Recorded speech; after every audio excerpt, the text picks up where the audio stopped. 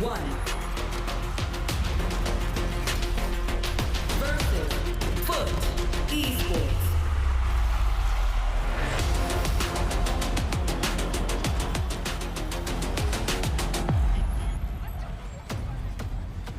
Time to get rock and rolling. It's T1 versus FUT. Berlin, make some noise! Excitement already energizing the crowd right now as we get started with this pistol round. FUT on the attacking side here, already creeped up alongside that Viper's toxic screen towards U-Haul. And look at this positioning for Yedajay. That's brilliant, Meteor. Only good for the one in the first exchange as FUT got themselves the better end of that bargain. Izu, though, holding on, disallowing the plant. Saw Cracks might have the answer here, but being in showers is quite difficult. Yeah, split up from Sylvan at that, who's wrapping over towards short. Just needs to survive, maybe get a pick if possible. It's not going to be the case this time around. A 1v3 here for T1. I love that he was patient early, but it's Sylvan's turn to show how it's done. The Korean way, Sylvan, that's already a double. Can he make it into a triple and the clutch against Mr. Fallen, the captain of FUT? Smoke out, giving him some space, but the stun has provided Mr. Fallen with an extra escape, and off angle perhaps Sylvan looking for the early shot. Oh! That got close. Things are getting spicy from round number 1. Too close for comfort there on the side of FUT. T1 nearly stealing the first round away, but a pistol in pocket here for the Turkish team. That's a great start. FUT able to recover this one, not too shabby. We'll be getting some extra firepower in this early. Oh man, the energy. The energy. We're all here for it. I mean, we know how excited things can get when FUT are playing on stage. A round 1 warrior cry already coming out from Yedajay. His voice is going to be gone by the end of the day. Yeah. Let's be real on that one. But you love to see that kind of energy immediately being brought over to the stage. The Arc Rose spotted. So that won't pay any impact so far early. Nice little pickup from Adacaptain, making things a little bit simpler as you walk into this one. Yeah, simple stuff. Part of the 3-man call that has kept FUT at the top of play. That's the thing. So you lack a little bit of information with this composition on the side of T1 as well, with Meteor going down early on. But the walk-up is actually rewarded here for T1, managing to take out Mr. Fallen. Thing is, Stax is on an island here in U-Haul, separated from the rest of his team. How much realistically damage can T1 find here? Stax being very patient in taking any exchange. Oh, and the paint tools are going to make his situation a lot more tough. Zeus is quick to find blood. And Yedajay holding the right angle for Izu. Yeah, it's a tough world for T1, only one collection, and that might be the most they could really hope for in this situation.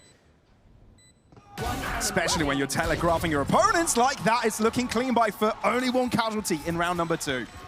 That's how you expect it to go, though, in a round of Valorant, right? Now, eyes are going to be over towards T1 once they've got that full loadout down. Both sides have been slowly cycling up into these ultimates here as well. It's definitely going to be that shift over towards the B side, where we're now seeing Meteor also moving over towards B. Previously, that utility had been present in showers. That Dark Rose for a little bit of information. Yeah, you mentioned Meteor might be going on a few journeys of his own, having a little bit more freedom to be a solo player, right, on this character. So we'll see if that actually makes any difference already as we enter T1's buy round. FUT, they're maneuvering quickly towards his left-hand side, though they have the possibility of using the TP if they need it. Izu is wary of this. He's cautious. And within the smoke, they'll be breaking out quickly. Paranoia out. Dizzy does its job to delay. Ooh, quick bot shot through the smoke and allows Stax to level things up early. They've got the numbers, but FUT are careful about it, Zeus. He's not going overzealous here. They got the pick, they've stabilized. Now they need to figure out what the next step is. That they do. Just slowing things down, though. A little bit of chip damage to be done through these smokes at the very least. No rotation to be pulled from that A site either. FUT have just cut noise. And that just causes so many question marks for T1. They're just wondering where on earth are FUT. That's why they've kept 2 players onto the A site.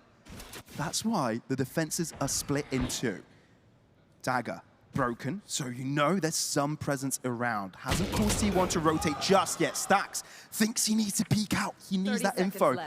Izu has to do it all by himself, try and delay, catches Yerege off guard, 23 seconds. FUT actually under trouble here because T1 have already rotated over. Izu's got the cross line, doesn't check on time, but he knows he's got reinforcements in the like of Buzz.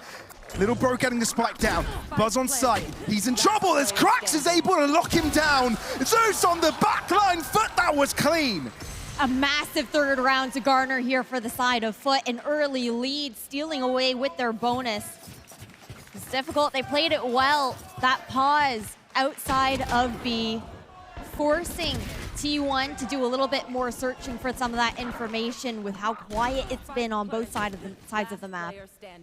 Now, gotta look towards how T1 are gonna look to adapt here. I think some of their setups are kind of involved with some of those trap plays alongside that Vice utility.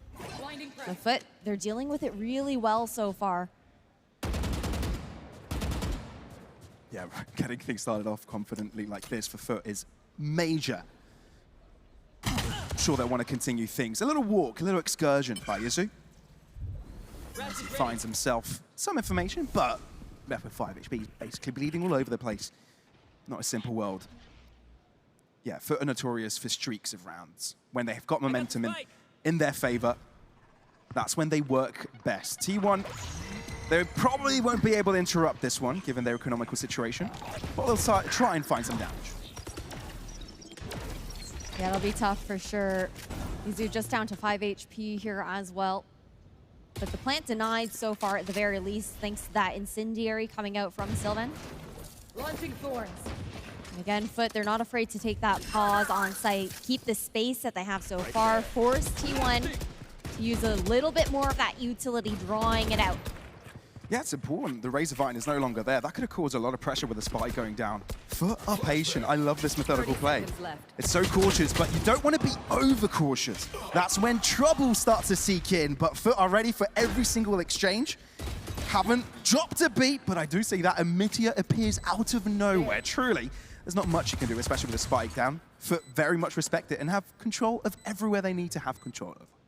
That they do. Now it's just about seeing if they can maybe get an exit frag or two. One enemy remaining. Not going to be the case, and for Izu.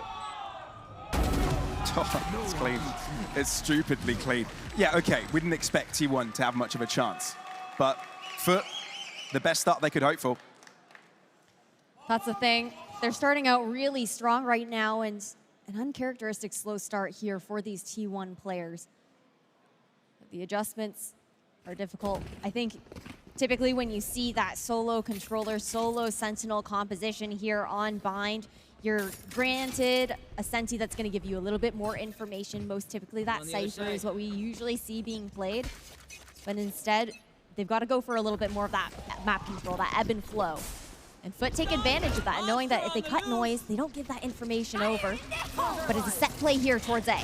Yeah, it's a double ultimate set play. Buzz has got himself a higher angle, but the Steel Garden has actually dropped through. Buzz dropping by.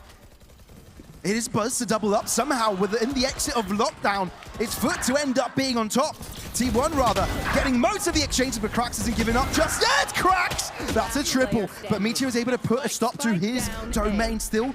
Rotation over from Krax towards the B site, but Izu is hiding there. And he is waiting. T1 eventually have a say on their defense. Finally on the board, but it was a different look in that round, and I think that was a big difference maker here for T1. They weren't forced that slow bleed of utility being drawn out by FUT's quiet presence, that contact style, when they were looking to cut that noise. Instead, it was an explosive start, and it gave T1 that opportunity to thrive a little bit more in the chaos. 100%. Look, FUT are also good on the chaos, but up until this point, they played their own style of being controlled, playing it safe. And T1 were ready for that. You're right. So what's the next step for FUT? How do you make sure that T1 don't get too much of a grasp of this game? I think they're going back to a similar look of how they've played previously. A bit more of a split default leaning towards A this time around, but overall just trying to draw out as much of that util as possible from T1. And again, the walk back up towards short here. Sylvan Off angle, not quite quick to the trigger like Mr. Fallen is. Smoke allowing some space to be used. Rolling Thunder will allow the cross through, but Buzz mid-air catches Zeus off the skies, clips his wings. And down to 4 versus 4. Well, FUT need to be cautious, Buzz. He's doing so much. There's 2 right after him, but there's a crossfire set up. They need to be quick about this. But Buzz comes alive! Electric here for Buzz on the side of T1, earning that second round on the board. They're coming back into this first map. It was just great micro play all around that utility. Perfect coming out from the Rays. For FUT, it's been an expensive last 2 rounds. A couple ultimates having been expended. The Rolling Thunder from them in that last one. And for T1, I mean, you look at the ults that they've got, they're quite comfortable right now. Yeah, the fact that they got the past 2 rounds without having to expend too much of themselves. Yeah. This is awesome for T1 right now. They can ride the wave, and that's the confidence builder as well, getting those motor kills, getting 2 rounds back-to-back, now in front of the crowd, having them cheer for them. They're starting to warm into things, and we're bound to have a banger of a series. Now, FUT have turned their attention to the center of the map, a little bit closer towards this B site, but that's where also Vice is hiding. You've also got Yedajay still on that lurk position towards A, though, right? The thing is, with the T1 defense, we've seen very consistent anchor on either site, knowing that there is a weakness if they do look to over-rotate because they don't have that same kind of information, passive utility. But FUT are clear about this. Here's Zeus, able to rock through. Still Meteor hiding within his own safety of the B box. Not too much issue at all in combination with the stun. And FUT are lost. What do they even do with this? They're going to have to run towards this A site. They're able to obscure some of their movement, but they've lost most of their players. T1 have every single one of them alive. Yeah, but look at where Buzz is positioned here as well. Full control of that attacker side spawn. Yedajay is actually pushed towards spawn, but T1 are ready for it. Look how smart they are, bunching all together. Yedajay gets away with 1. Huh? Buying a little bit of time, trying to re-clear. You've got that Thrash coming in as well. Thrash is really important here, but it is caught off by Yedajay. Mr. Fallen not accounting for Buzz on that angle. Super crucial in that moment. Yedajay won't be the protege this time around, as T1 not only bounce back, but they're closing up the gap only headbutt distance from FUT. It was a nice idea there from FUT, right? Things go awry on that B site. You have Yedajay positioned for the lurk up towards A short, and the rotation comes through. But Buzz had perfect positioning there, having that showers control. And then you've got the rest of the cavalry coming back in from CT. They're not afraid to invest that Thrash either, because they know that it's important for them to get these swing rounds. It's the difference maker between putting FUT on this back foot where if they lose this round, their economy isn't looking the greatest. They'll be pushed on to some sort of half-buy eco situation. So in a swing round, possibly. FUT spread around this time. Looking to find an opening. T1 solid.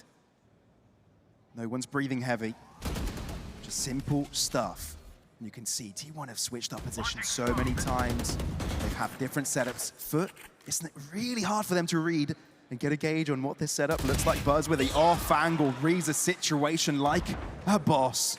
And now FUT already on the back foot as they try to make their way onto the B site. Fault line is ready, but you need to account for that lower angle. It's going to be a tough one, but Krax throws into Thrash. Can it find anything? Zeus finds the opener, and he's got himself onto site. Double ups before we get shut down, but it also reveals Izu's position. He doubles up to himself and down to a 2v2 as a spike goes down. Initiated here as well, and then you've got that Vice ultimate coming out, denying that ability to use those primary weapons. It's going to call for the rotation here. Ada Captain manages to get out. Mr. Fallen just buying him a little bit of time. It's huge to react with a Shrouded Step there. 30 seconds left. But you're also entering a site where Vice has got all of her utility.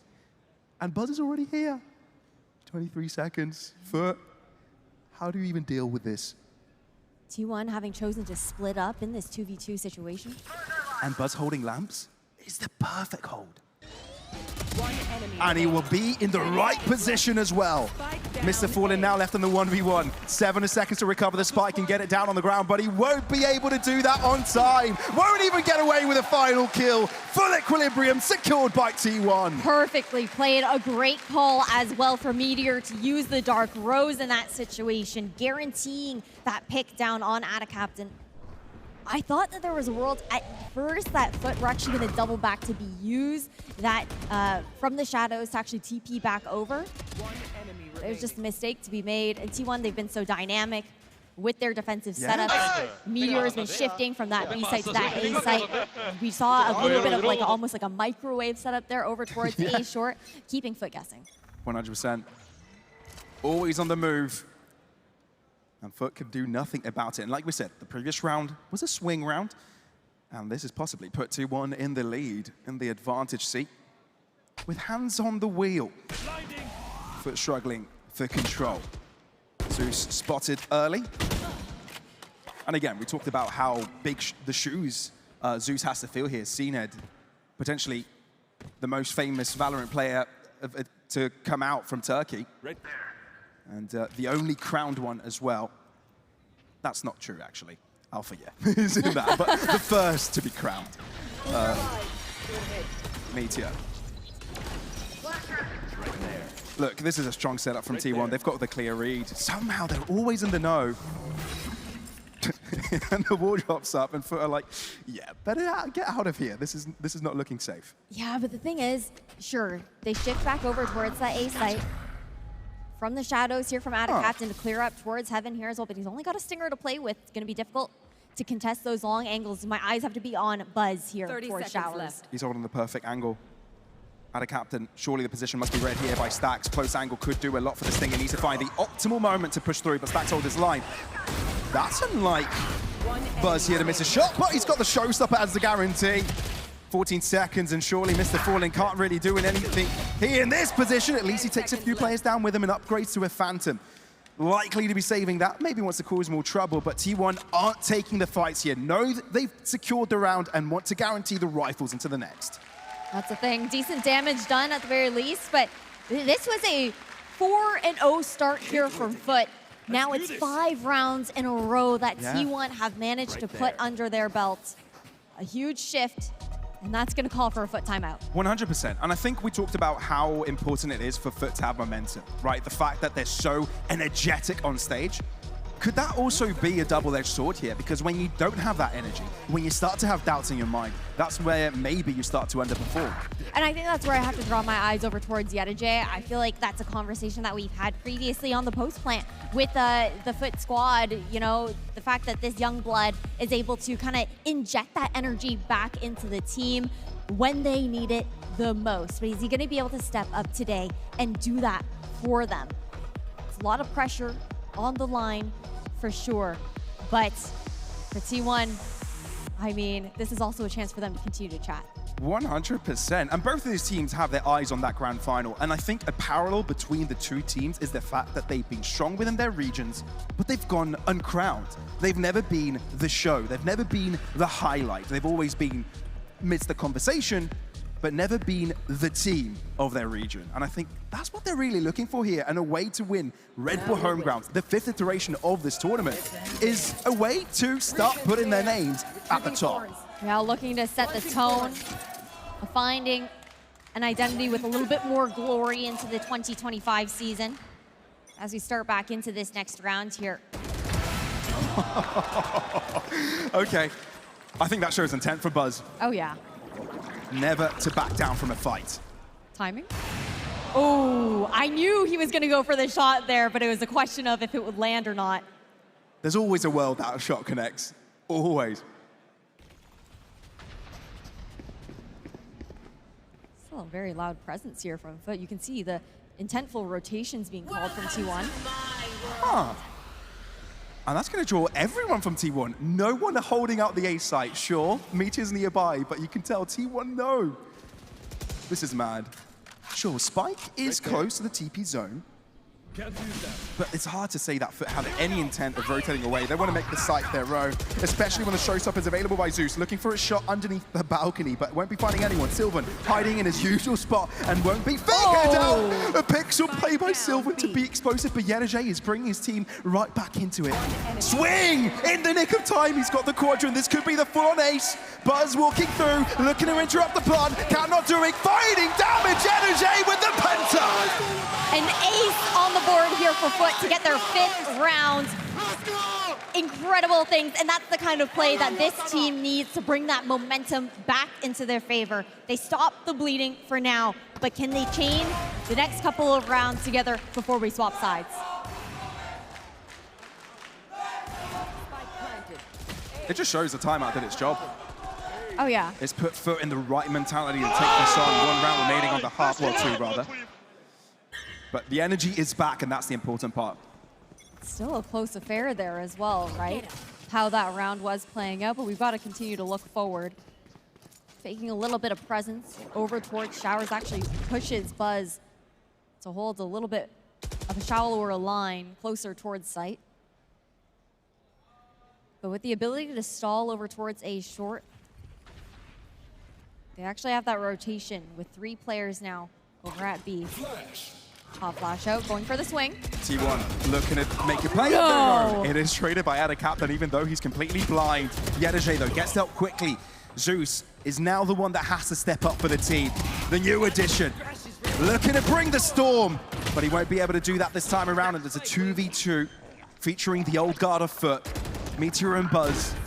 Can they take this on together? Meteor with the open, and he's got his teammate right behind him, having his back.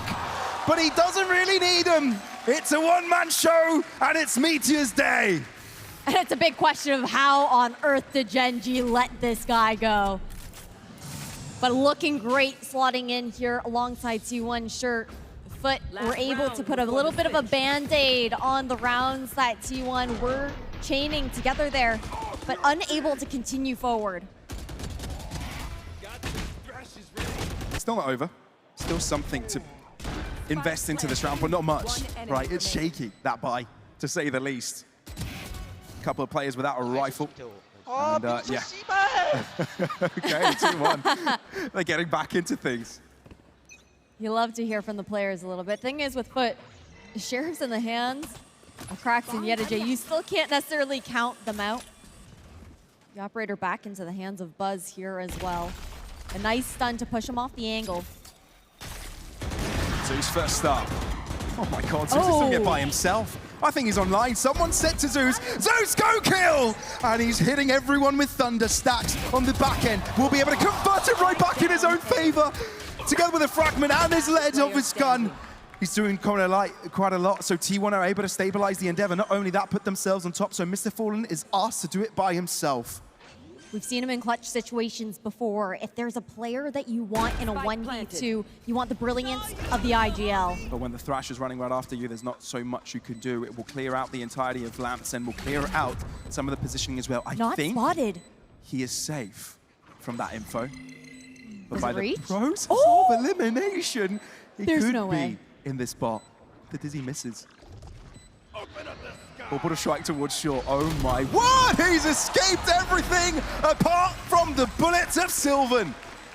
Just so aware there for Sylvan, and a big part of that round was even Stax managing to get 3 over towards U-Haul, giving them a chance to break back into this round. And T1, they started down 0-4. They go into this next half 7-5.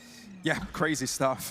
And I don't know how they can feel about this. Obviously, they had a little bit of a timeout earlier, which gave them some rejuvenation back into things. But the fact that they're able to convert those mid-rounds, right, lose a couple of players, and then come out with moments of brilliance, whether that's strategical, whether that's individual, they've got it all. T1 know of this, and this has put FUT under a lot of pressure. Oh, it definitely has. Your eyes also have to get drawn towards that head-to-head between the duelists, right? You've got Buzz, who is like a veteran duelist within the scene, right? He's been around for so long. He's so well known for his mechanics, for his play style. And then you've got this young gun in Zeus looking to step up to the plate. Last time they faced off, the experienced player in Buzz actually came out on top in those direct first engagements versus Zeus. But you can see Zeus has not come to play today either. He's looked electric, he's looked comfortable, and he looks confident right now still, regardless. It's always a big step entering on an international stage, right, after being competitive regionally. But Zeus seems to not be showing any of these issues right now. He's comfortable within his team. Mr. Fallen, Cracks, and a captain have made him feel at home. And now coming into the second half of this series are looking to see if they can be in the conversation to win their own map pick buy. That's the thing. Again, this pick ban process was a little bit of a surprise, considering T1 have looked so good on Bind. Sure, some of those maps have been close affairs, but it's a very distinct playstyle you have to deal with. They've exploded onto the site. Yedoje struggling to find the first shots. He is able to find one eventually, and the fact that FUT had already plenty of players in this direction, it was good enough to stabilize. The spike will inevitably go down, and the post-plant positions will be hard for FUT to deal with. Yeah, equilibrium found here into a 3v3, but a crossfire to be held here towards CT. Paranoia onto the site, but it does leave Izu unscathed, and a captain struggling to find the shot, walking out of the smoke like headless chickens. It's T1 to put them all in the dirt. A lovely contact crossfire there coming out from T1. We saw FUT. They dealt with it well. You saw the utility that Mr. Fallen was throwing out towards the right side of backside there, trying to deny the cross that was actually being held. They take that opportunity to take the swing there on the side of T1, and for the rest of the frags, wait for them to funnel on through that pistol round. Massive here for T1 to start off in the second half. Absolutely. They can just take it on from here, seal the deal. Sure, they've got a long way to go. But if you're able to come up against 4 different players, get one and get away with your life, that is damn impressive, no matter what guns they are holding. Yeah, FUT just say, let's get this round over with. Let's get it done and dusted with. They know they're not favorites, and let's try and do as much damage as possible. But to safely say, that's not a lot. No, you like the idea of the death ball approach, though. Sure. Mr. Fallen, he does manage to connect that fault line with, I believe it was 2 players actually towards B long. But overall, now this is where things get a little bit more interesting. It's quite a strong bonus on the side of T1 to head into this next round, making it very doable to convert. You also have Izu very quickly cycling into that Thrash, which is something that you love to see coming out from a Gecko player, trying to get that ultimate online as frequently as possible, whether it's with those plants, but he's also just been firing super well. He really has. It's good to pay attention to that. But for T1 for now, it's about being able to staple the lead. FUT need to break through. This is such a must-win round. You have no idea how important it is for them in this series. Zeus starts it off swell. First early pick, but they need to read what T1 are going for, and their stack towards this B site looks dangerous. Now with the paint trails coming through, Buzz will be the first one to enter. Yedoje to deal with him, but no, he tries to hide within the smoke, but can't find much cover there. Cracks though will take the fight, albeit having Mr. Fallen next to him. They can't really find any exchanges here, and the delivery onto 2 is not even possible. T1 with the upper hand. It's such a nice shift, the way that they were looking to be high octane and explosive on that execution. An immediate Thrash to go out to find the information in CT. Oh, a little bait and switch to secure that detain. That is so sneaky. That microplay is buying so much time. And they're not going for the kill. They know there's no risk to be taken here. They know Zeus will be covering that angle, so why take that risk? The line is held, and Stax and Izu deliver. Not only is it double digits, but it's double the amount of rounds FUT have so far. This is a mountain for the Turkish team to climb. It's a bit of an eye for an eye, right? You get the bonus round for FUT in that first half, and T1 are more than happy to do it right back, but played in such a stunning way here for the bonus there on T1. You can see it in the replay. Is the fact that the Thrash just jiggles the corner, knowing that they're trying to span it down, thinking, oh, okay, they're turning it around just so they can pick it back up later. Mind games. Safe to say that T1 is in FUT's head. If FUT had one head, I guess. Mr. Fallen's head, perhaps. But yeah, you've got to be cautious in a moment like this. You've got to be able to maintain your composure. Sure, it is a best of 3, and it is your own map pick, but you can't, you know, look at this and say, sure, if we lose Vine, this is it. You've got to look at this at a round-to-round basis. Likely T1 will end up on 11 here. We know that economically, FUT won't be doing too well, but like they were able to gain a streak of rounds at the start of their own half previously, they are very much capable of doing that again. But T1 right now are toying with them, and they're loving the crowd experience. Yeah, they are. You got a little thumbs up coming out here as well. The hand warmers, ensuring that those hands don't get chilly up on stage while we wait through. Have you ever used the hand warmer? I have used the hand. Yeah, I've never actually used one. I've gone to so many events. They've been around. I've never actually tried to see what that's all about. That's fair. You also live somewhere very warm That's and true. toasty, and I live in Canada. That so. is very true. Cyprus and Canada have a very big difference of temperature. But yes, it seems to be one connection issue going on, so the admin team and on stage is trying to figure this one out quickly. It's one of those things that, you know, you hope that gets solved soon enough. But yeah, everyone's on the case. The spirits are high for T1, the smiles. That's what we were looking at when they were entering the stage, right? Sure, FUT had a lot of explosivity. They were there shouting early on. And when T1 entered the stage, they were a little bit calm, composed. But in the huddle, we heard some oomph, right? We heard some more screams. And I think they've been able to carry that energy into their game. It's just a very different vibe, right? It's just even culturally a very different vibe there as well. I'm going to be very curious to see how this continues forward. We've seen some of the yelling head inside of FUT. I want to see a little bit more. I want to see them getting a little bit more amped up, trying to shift that momentum back into their favor, because right now, when you look at the last, like, I don't even, 10 rounds? Sure. Nearly? That's nearly been all T1 aside from one coming out from FUT, right? And that's a lot of momentum here, and that's a huge factor in Valorant. Once you get that going, it's hard to slow that roll down. That makes complete sense. Look, T1, they've got a lot of new pieces to the puzzle. I've actually got a conversation for you here, Ash, a little bit of a question. Which one of the players, these new additions are you most excited for? Because there's so many coming from all specs of the Korean scene in Valorant, whether that's the RX, Gen G, you know, there's a lot to be excited about. I think it's pretty undeniable that I feel like, oh, that's actually hard. I think Meteor, for me, is the most exciting one. Sure. Especially seeing him pulling out the Vice, just getting a little bit creative here with that Sentinel role. And I think everyone was very surprised to see that this roster swap coming in on through with how good Gen G looked this past year. But at the same time, I don't know, I love my DRX boys. Like, I've been a DRX fan, Vision Strikers from the very start. Buzz and Stacks definitely also have my heart. You've got to love the entirety of T1, but you've got to love that we're back into the game, everybody, as we get things going. And T1 don't slow down. A double kill off the rip. That's for trying to play catch-up.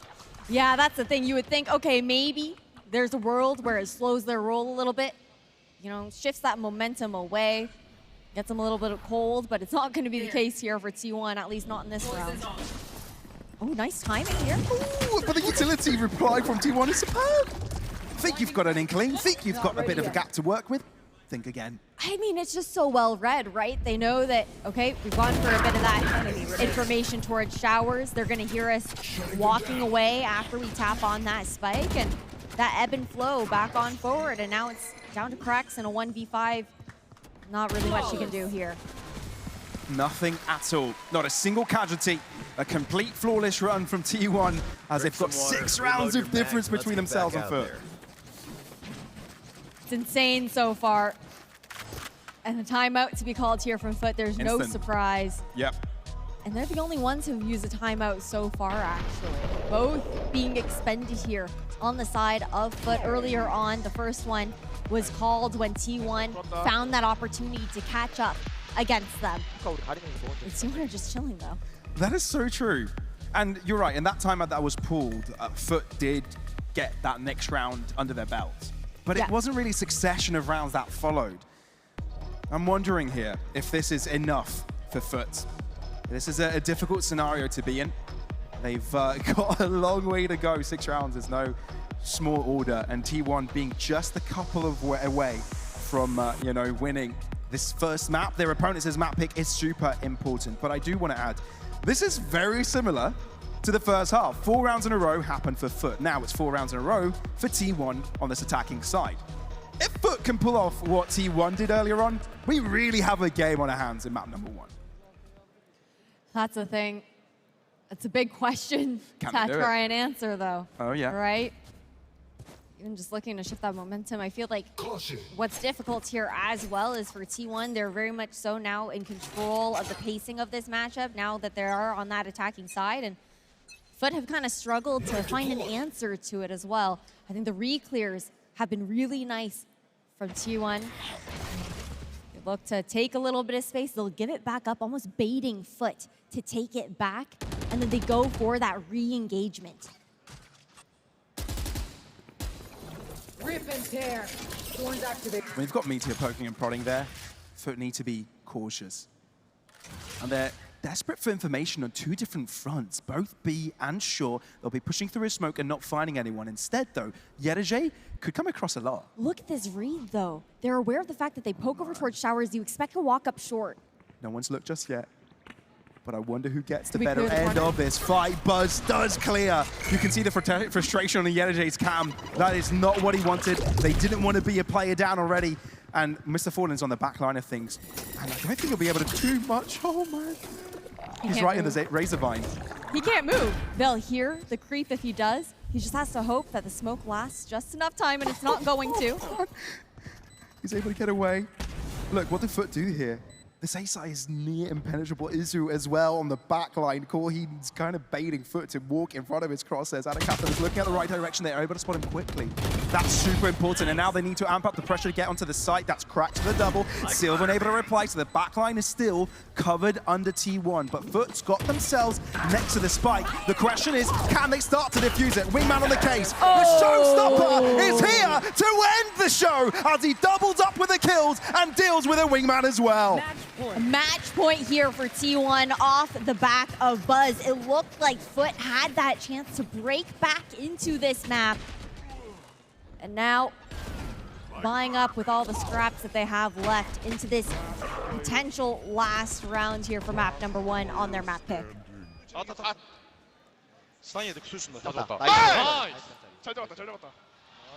Yeah, there's a clear difference right now between T1 and FUT. The mentality, can it be brought back? Thrash out. Circling around. T1 have actually circumnavigated that threat. Yerige, though, triples up. That's exactly what they needed. FUT needed a Hail Mary, and they brought it. But what do you do with this? They've got no space control. They've handed the entire B site over to T1. Right now, it's going to be a question of how T1 looks to take space on this site. You've got Sylvan searching for that information over towards Elbow. And they're looking for this double push, but it's all about time. They don't expect Izu in that close corner tucked. Now grouped up here in defender side spawn. And there's always the guarantee of the orbital strike, right? Yep. With the fact that Sylvan has that one online, it's a 2v2 with a spike down FUT. Need to bait it out and then go for the spike defusal, and I think they're letting this clock run dry. There's not much time to get on it. Wingman will be dealt with due to the orbital strike, but it is diffused halfway. That's a saving grace, but you need to find his kills. And T1 unbudging. They're not moving. They're not giving FUT what they want. They're not giving FUT what they need. Instead, they take what's rightfully theirs and close out Vine in a 13-5 fashion. T1 looking clinical once they found their groove. A stark difference before that 4-0 start that we found for the side of FUT, and T1 ripping it right back. T1 are gunning for that Cloud9 grand final. They take FUT's map pick in Bayern, and this Turkish team needs to dig deep if they want to keep their dreams alive here in Berlin. 13-5 is the score. They looked clinical, efficient, and just truly ready for this stage, right? Truly, truly. This was a brilliant showing by T1. There's no doubt about it. And sure, FUT did have a great start, but there was some mental resilience there from T1, a resilience that FUT couldn't show or get anywhere near to, right? The streak of rounds full at the start and then being able to bounce back and provide 5 of your own, there's no doubt that destroyed FUT from the get-go. That game was lost from the first 9 rounds. So what do you do after that? You know, you've got a break, thankfully, for FUT to be able to bring back your thoughts and get yourself into a safe zone. But man, that is scary stuff. T1 aren't here to just play. I think that was a really big thing, right? Was that shift in energy on the stage. We saw FUT starting off with a lot of yelling. You know, Yedajay being his typical self up there, and then the frustration starts to seep on in. And for T1, I just gotta say, the reads from Stacks were incredible. The calling for those re-clears, they baited FUT out perfectly. It felt like they were in their heads. It does make it even more impressive as well that they managed to dig deep after going behind so early on and then take such dominating control, especially on attack. They were just so controlling of the pace, and FUT just couldn't find the answers. They were omnipresent. They were everywhere. They were maneuvering as a unit, and they knew exactly what was going at all times. They were in Mr. Fallen's head. Yeah, they really were. It was just the expectation of the awareness of knowing where FUT was going to look to position themselves in response to the pressure that they themselves as T1 were placing on other areas of the map, knowing that ebb and flow, that play style coming out from FUT. You couldn't have asked for a better Valorant, honestly. It's a real blink and you miss it sort of map there, and FUT have really quickly got to regroup. You just mentioned there, they've got a moment of peace behind the scenes. Do they have the right people in the camp right now to bring that energy, to bring that, I guess, reassurance that this is not over? Yes, that was our map pick done, but when we get back on Pearl, we've got to find something. I think they do. FUT notoriously have been able to come through some reverse sweeps before, and this is a best of 3, so 2 maps only required for a reverse sweep of such kind. And yeah, we need to see a lot more from them. The thing is, even if we see more from them, I don't even know if that's enough. Yeah. T1 are just so clean, just so smooth, that might not even be an issue. Sure, FUT can't afford to think like that. FUT can't think, okay, even if we play our best right now, T1 can win. They just need to think about themselves and not really put too much attention to the other side. But it's really hard to take a match on like this when you're losing all your 1v1s. Shout out to the MVP Buzz as well. Yeah, that's the thing. Buzz had a bit of a slower start, and then once he got online, it felt like there was no stopping him. His Raze utility was perfect throughout this match, but I also have to give kudos to Zeus for stepping up to the plate here for FUT. No, they didn't find the result that they wanted, but I want to say, mechanically at the very least, it was still a great debut for him on stage. You impressed with Zeus? Very impressed. Very, very impressed. Well, not for Zeus. I'm impressed by T1. Zeus has shown a strong presence. The thing is, he's got to do a lot more, right? The fact that Zeus comes into this roster, he's not just here to frag, he's here to do more than that, go that extra step. And that's what's really interesting about the situation. Sure, I might be asking a little bit too much from Zeus, right? He's still young. Yeah. It's still one of his first international appearances and amongst the first on stage as well. So I might be a little bit too critical here, but that's what really people are asking for coming to T1. That being said though, he's aware of the shoes he has to fill. Yeah. Really he definitely is. I think that you also have to give him a bone, though, as far as the fact that, at least with what we were seeing on stage, the way that he was playing in the server, it didn't feel like his confidence as a player, as an individual, was taking a hit. And I think that says a lot about how he will continue to grow and develop as a player. I'm sure the FUT players and FUT fans watching at home will be hoping and praying that they bounce back on this second map, and it will be with you very shortly after this break.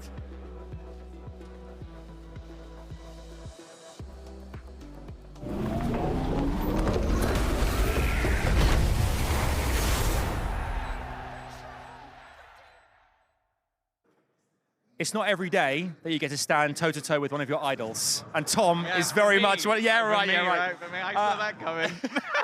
I'm quite catching with Tom right here, obviously ahead of what's to come. We've got a semi-final going behind us right now between FUT and T1. First and foremost, with FUT, T1, who do you think is going to be the victor of this match, going to face Cloud9 in that grand final of home ground later on? Who's winning? Oh, it's almost level. I'd lean it to T1. I've been really impressed with their team. I think Meteor recently, well, I say recently, over the last year has been unbelievable. So I think he's going to help carry them through. And I'm a massive Buzz and Stacks fan, so there you go. Okay. I'm going with them. When you get to actually casting, because you're going to cast the final with Mitch for a short while too.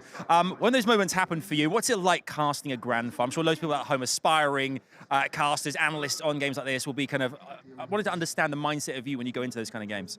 I think there's a lot of pressure. Like, you firstly start thinking like, I've got to do this justice. I think that's always what's going on in my head. So I try and make sure I've prepped everything about the storylines and the teams and like what could happen, what it would mean for them and going forward. But I feel like these events are always so much fun that I kind of just think I'm going to enjoy this, I'm going to have fun, and hopefully everybody at home has fun with me.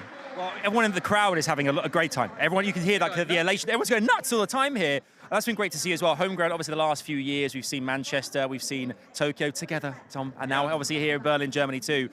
What's it been like for you being here in Germany the last few days? Have you enjoyed yourself?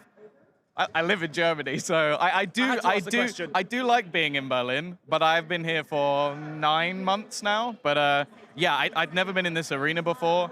The fact that there's so many people here already and the finals still to come, maybe later in the day it might even go up, which is nuts. But no, it's been a really enjoyable event. I will say Tokyo might edge it slightly because I've never been to Japan before, and Japan was unbelievable. It really was. Although 9 months here in Berlin, never invited me to stay. Not once. Never. Come stay tomorrow. I will do that. I'll just tell my family. They won't mind. I want to ask you as well, obviously a grand final, T1 of FUT versus Cloud9. How did Cloud9 fare in this competition too? Do you think, obviously the last 2 years, runner-ups twice, could it be third time lucky for them? Well, I'd say they surprised me this event. Like I came in with like teams like Fnatic and G2. Heretics had an insane year. Obviously it ended in kind of sad fashion, but I did not expect them to be in the grand final. They've done it again. I think the fact that they qualified, they went all the way through all the Americas teams. They've now gone through some very strong opposition again. I don't know, maybe they are the favorites this time. I think Rossi convinced me, like the interviews he did yesterday, so charismatic, confident, and maybe they'll just take him. He's got charm too. I was envious of his charisma. I really was. For a 21-year-old. I mean, amazing. Thanks so much for chatting to us, mate, and best of luck with the final, and I am definitely taking up on the offer. Do I need a sleeping bag? Is that a thing that I need, or is there a bed? Oh, we go with spare beds. Spare beds. We're going to make it happen. You won't feel it, you're too long. Thanks, but mate. Other than that, it'll be fine. Thank you. Can't wait.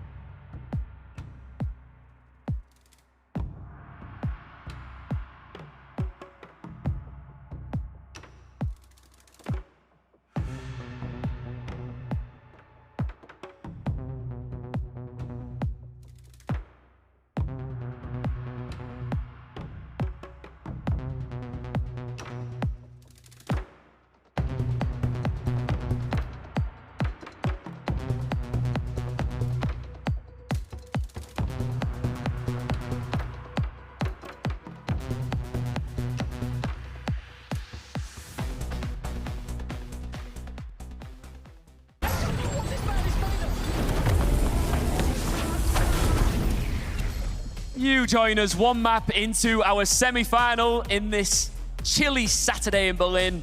And T1 are just showing ice in their veins with a convicting and convincing victory on Bind over FUT. We will roll very shortly into T1's map pick Pearl very soon. But right now we are on the desk with Ash and Pavlos to talk through a little bit about what just happened and to look ahead to Pearl. How big of a gulf in quality do you think was on display in that first map, Pav? I think FUT can do a lot better than what they just shown us, right? This is clearly not FUT at the top of their game. Sure, that's expected. They're playing in front of a crowd. They're playing, you know, with new additions that have big shoes to fill. So there's pressure from all ends, but you know, we expect a lot more at the same time. Yeah, and I think that it's also the fact that T1 just had such great reads on this map and Bind coming out up against FUT. But overall, you hit it right on the head there, Pavlos. For FUT, this is nowhere near the ceiling that we've seen from this team over the 2024 season. We've heard from individual players as well that they've never just been satisfied with the results that they've been finding. They're always looking to hit a new top. But we've got to also celebrate T1's performance as well, right? They were absolutely insane in their first match. And yeah, if they're playing that well, it's hard to be on your best form if you're FUT, if they're just punishing you on every single end. Well, you are joining us live in Killjoy's lab. And Killjoy is currently working away over there. Oh, hello. Live in action, Pav. What was she building? I don't know. Is this kind of like... It's a Reaver Phantom. It's a Reaver Phantom. I'm kind of wondering, are they going to change her kit? Is she building a new ability? You know, she's got the turret, she's got the alarm, but I'm wondering if she's building anything else there. Berlin, let's hear it for Killjoy. She's cooking. She is. Yeah, How good is just this? wondering, how can we upgrade the Phantom? It's going to be pretty strong upcoming patch. So I'm just wondering, you know, maybe she's thinking, maybe I should be using this a little bit more now. Maybe. How good is this crowd, by the way? Oh, they're phenomenal. I mean, you heard the cheering throughout the T1 versus FUT matchup there on Bind. I'm sure that the energy is going to continue to get more electric throughout the day. But I just love the fact that, you know, they're so emotive, right? You can just feel the energy right now in the stadium. Yeah, I mean, we celebrated Zeus on FUT as, I guess, the next Turkish megastar, potentially. And you mentioned that he put in a decent shift there on map 1 on Bind, but it wasn't enough. How much support does he need from the rest of his team? I think it's a little bit difficult. We did see great support plays coming out from Mr. Fallen, coming out from Cracks there as well. It just was the fact that the pieces of the puzzle weren't quite fitting together. There were great openings that they were able to find to help him make that space, but it was the counters that Pavlos was talking about coming out from T1, just shutting all of those opportunities down. It's really interesting to me because this past year, was the year of the rookies. This is when all the new kids came to play. This is when they just showed the world what they were made of and took the world by storm. Thing is, can something like this be replicated again? Because you've already had a lot of newcomers come to play, whether that was in the likes of Heretics, in the likes of KC, in the likes of maybe FUT. Sure, Yadajay was part of that conversation. but now that shock is no longer there. People are expecting a different level of performance. So it's not like Zeus is coming in during this rookie era where there's no heat on his shoulders. There's a lot expected now. The anticipation has already been built up. Yeah. So, you know, it's not as easy for him to enter a roster like this like it potentially could have been if it would have been last year. All right, we're getting into Agent Select as both teams have locked in their compositions. Oh, okay. Another Vice to come out, this time on the side of FUT. This is what we expected from T1, right? I'm really excited to see Izu on that Yoru role here, getting a little bit back to his duelist roots. But for FUT, this is a team that we have not seen on Pearl since Champs 2023. And they're coming out with an incredibly different look. Last time around, Ada Captain was playing the Brimstone. Yeah, that's very true. So this is a completely different look. I mean, look, but both of these teams haven't played it in Red Bull home ground so far, but exactly, FUT haven't shown it for even longer. So I mean, I'm just wondering, what on earth have they just cooked up? And is this really the flip they needed to be able to convert their opponents in map pick? Can this catch T1 by surprise? I'm very curious to see how Mr. Fallen's also going to handle the Vice here as well, because you've got that double Sentinel, you've got Yeta J that you can fall back on. Yeah. He's always old reliable. His ability to anchor sites is sublime alongside those lurk opportunities. So I'm curious to see if Mr. Fallen maybe takes a bit more of a proactive approach. All right, will T1 tear into that grand final in 2 quick maps? Or will FUT find something on Pearl? Our semi-final continues here, live in Berlin.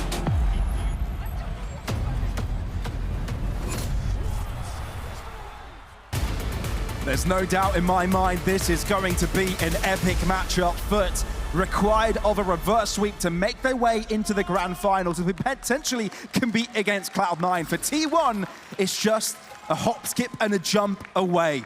Just one step if they can secure Pearl. And they've got insane momentum to ride off of there as well from Bind, right? Thing is, for FUT, they managed to secure that first pistol round here on Bind. Can they replicate that here on Pearl? A little bit of a trap setup over towards Art here on the side of FUT. So if we see more of that, I think we're in for a treat. Doesn't really need much support. He just does it by himself, walking in, doubles up, maybe the triple. And it's the best start this young star could hope for. Stax might be able to reply, but I feel the damage has already been done as this A site is fully under FUT's control. Well, that's the thing. Stax just gonna hightail it out of there. But you're talking about the hot start, right? And for a team like FUT, where that momentum is so important, that finding that energy early on, this is what I wanted to see out of this roster going into our second map, just trying to take that momentum in pocket right off the gate. 30 seconds left. Focus Stax at least is taking the right side to push through. And that's a spike plant, which is already better than what they were looking at for before. Ada Captain will end up with a kill, so there's no reply here from T1. And yeah, perfect start. They needed that confidence booster, and it comes through their young star. So a brilliant beginning by this Turkish roster. Really nicely done. Now it's about continuing to convert that forward, right? Hey, we talked about it a little bit, wanting to see that confidence out from this young blood on the side of FUT, and really being able to start things off on the right gear here in our second map. That's ridiculous, those shots connected. I mean, it was given a few chances. I think that the pressure that was inflicted as well from the other angle was just enough to give Zeus his space. That's a great start. He'll be playing the Outlaw this one, so could be some sneaky angles. And they also funneled in the orb, right? So it'll be even closer to the dimensional drift. They'll be playing around him a lot. I'm really curious to see how those trap plays are going to continue forward here for FUT, especially once T1 gets that opportunity to get a read. It really only took those 4 rounds in that first map for Stax to get a grasp of how FUT were managing that map control.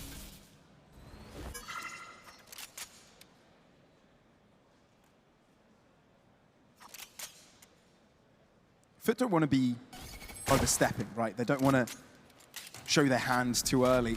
T1 alerting their presence via the alarm bot. Yedish is actually the first one to take damage. These Marshals could do quite a bit, especially with the Bucky onto Buzz if he can get close by. Add a captain. He just denies a cross. No one shall pass while he holds that line. That's the thing. You can see that FUT have done their homework, right? Sure, Meteor might be able to recover that spike, but this round's just about done and dusted. And it's that setup.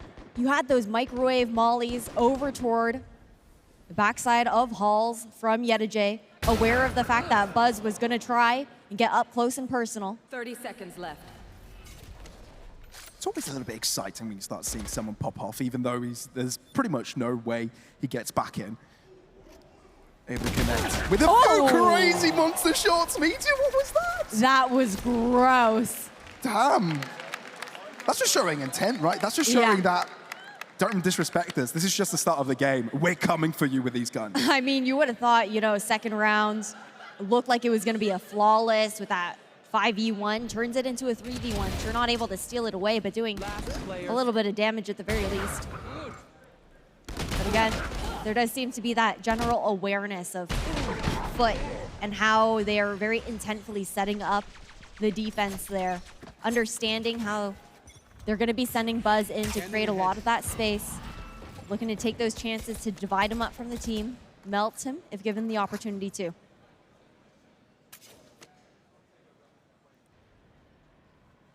What can T1 do here now?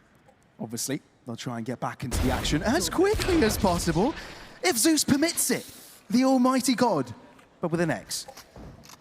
Still, T1 are not going to give up on this. Buzz has upgraded to a Guardian. This is scary. Like, the utility available for FUT is so treacherous for T1 to walk through, and when your players are low from the get-go, it gets even more damaging for you. Well, you can see that even in this third round, now there's that kind of additional awareness when it comes down to those setups, right? Taking a much more measured approach to try and take down that U-tilt a little earlier. That's both nanos gone now, aware here for the side of T1. They can push forward a little bit more safely. But look at the positioning here from FUT. With this arc control in hand, they have a chance to also collapse. Crackstone might be stuck in place. He'll move back to join his teammate to the back of sight. Stun coming through from Buzz as he tries to break through. Touches for the spike to might give the illusion of safety for FUT to walk in together, but they are going to be grouping up, waiting for the extra player while Yedijay is on the back line trying to catch them off guard. Stack's not looking in the right direction, but now he is. Yedijay with a better gun and from this distance. Stack's not expecting to find any presence, and it's Yedijay to win that 1v1. Does that draw enough pressure towards the other side? It does. Krax is getting back into things. FUT shouldn't be winning things so easily. They've got the lesser guns in this situation, and Sylvan's left all by himself up against the 3. FUT needed that, and it's clean. Looking like a repeat of Bind with these bonus rounds being stolen away. FUT starting off 3-0.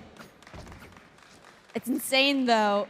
Again, that collapse play out from FUT allowing T1 to secure that plant before a quick flood comes on through, and a big part of that round was just Yedijay opening things up on that flank, being able to take Stacks down.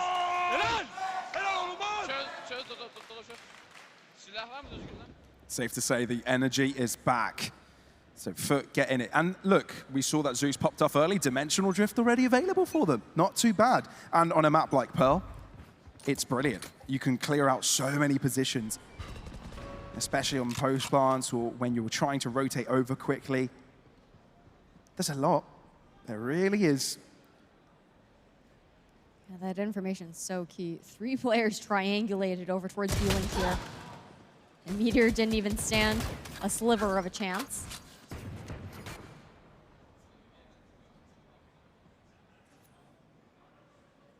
T1 aren't out of the conversation. It's still early doors, of course. Hey, we saw that comeback there on Bind. It's undeniable, right? Absolutely. That was a 4-1 start, 4-0 start for FUT. Pearl. It's going to be a really interesting one. Like, we're still witnessing what FUT are cooking up. It's still early doors. They haven't shown all their hands. The setups look clean so far. They do, and that Shock Dart actually just narrowly misses the initial Nano Swarm there towards that generator plant. Yedijay with a higher angle. waiting for Captain to potentially help out. Stun goes towards Yedajay, so Captain might be clear to shoot his gun, but the timing could be everything. Buzz lingering around. You don't want to overstep here. They know where Captain could be. The spike will be going down. Captain is shut down upon Buzz. Excuse me, if they end up with another kill, this is very much doable for T1. They're closing up, both in back, all in back alley. Sure, Izu able to TB back. That's going to be the dimensional drift providing the information, reeling it over for FUT. But this is where the kills need to come in, and that's exactly what's happened. Izu, can he really make it work with the Sheriff? He hasn't quite found the headshots first. He's running out of bullets, running out of chances. 3 remaining in the chamber, and against the 3 players up against them, it doesn't look possible. Really nicely played there by FUT. They were so aware of the post-plant positioning coming out from T1, and perfect investment of that dimensional drift that you had mentioned at the very beginning of this round.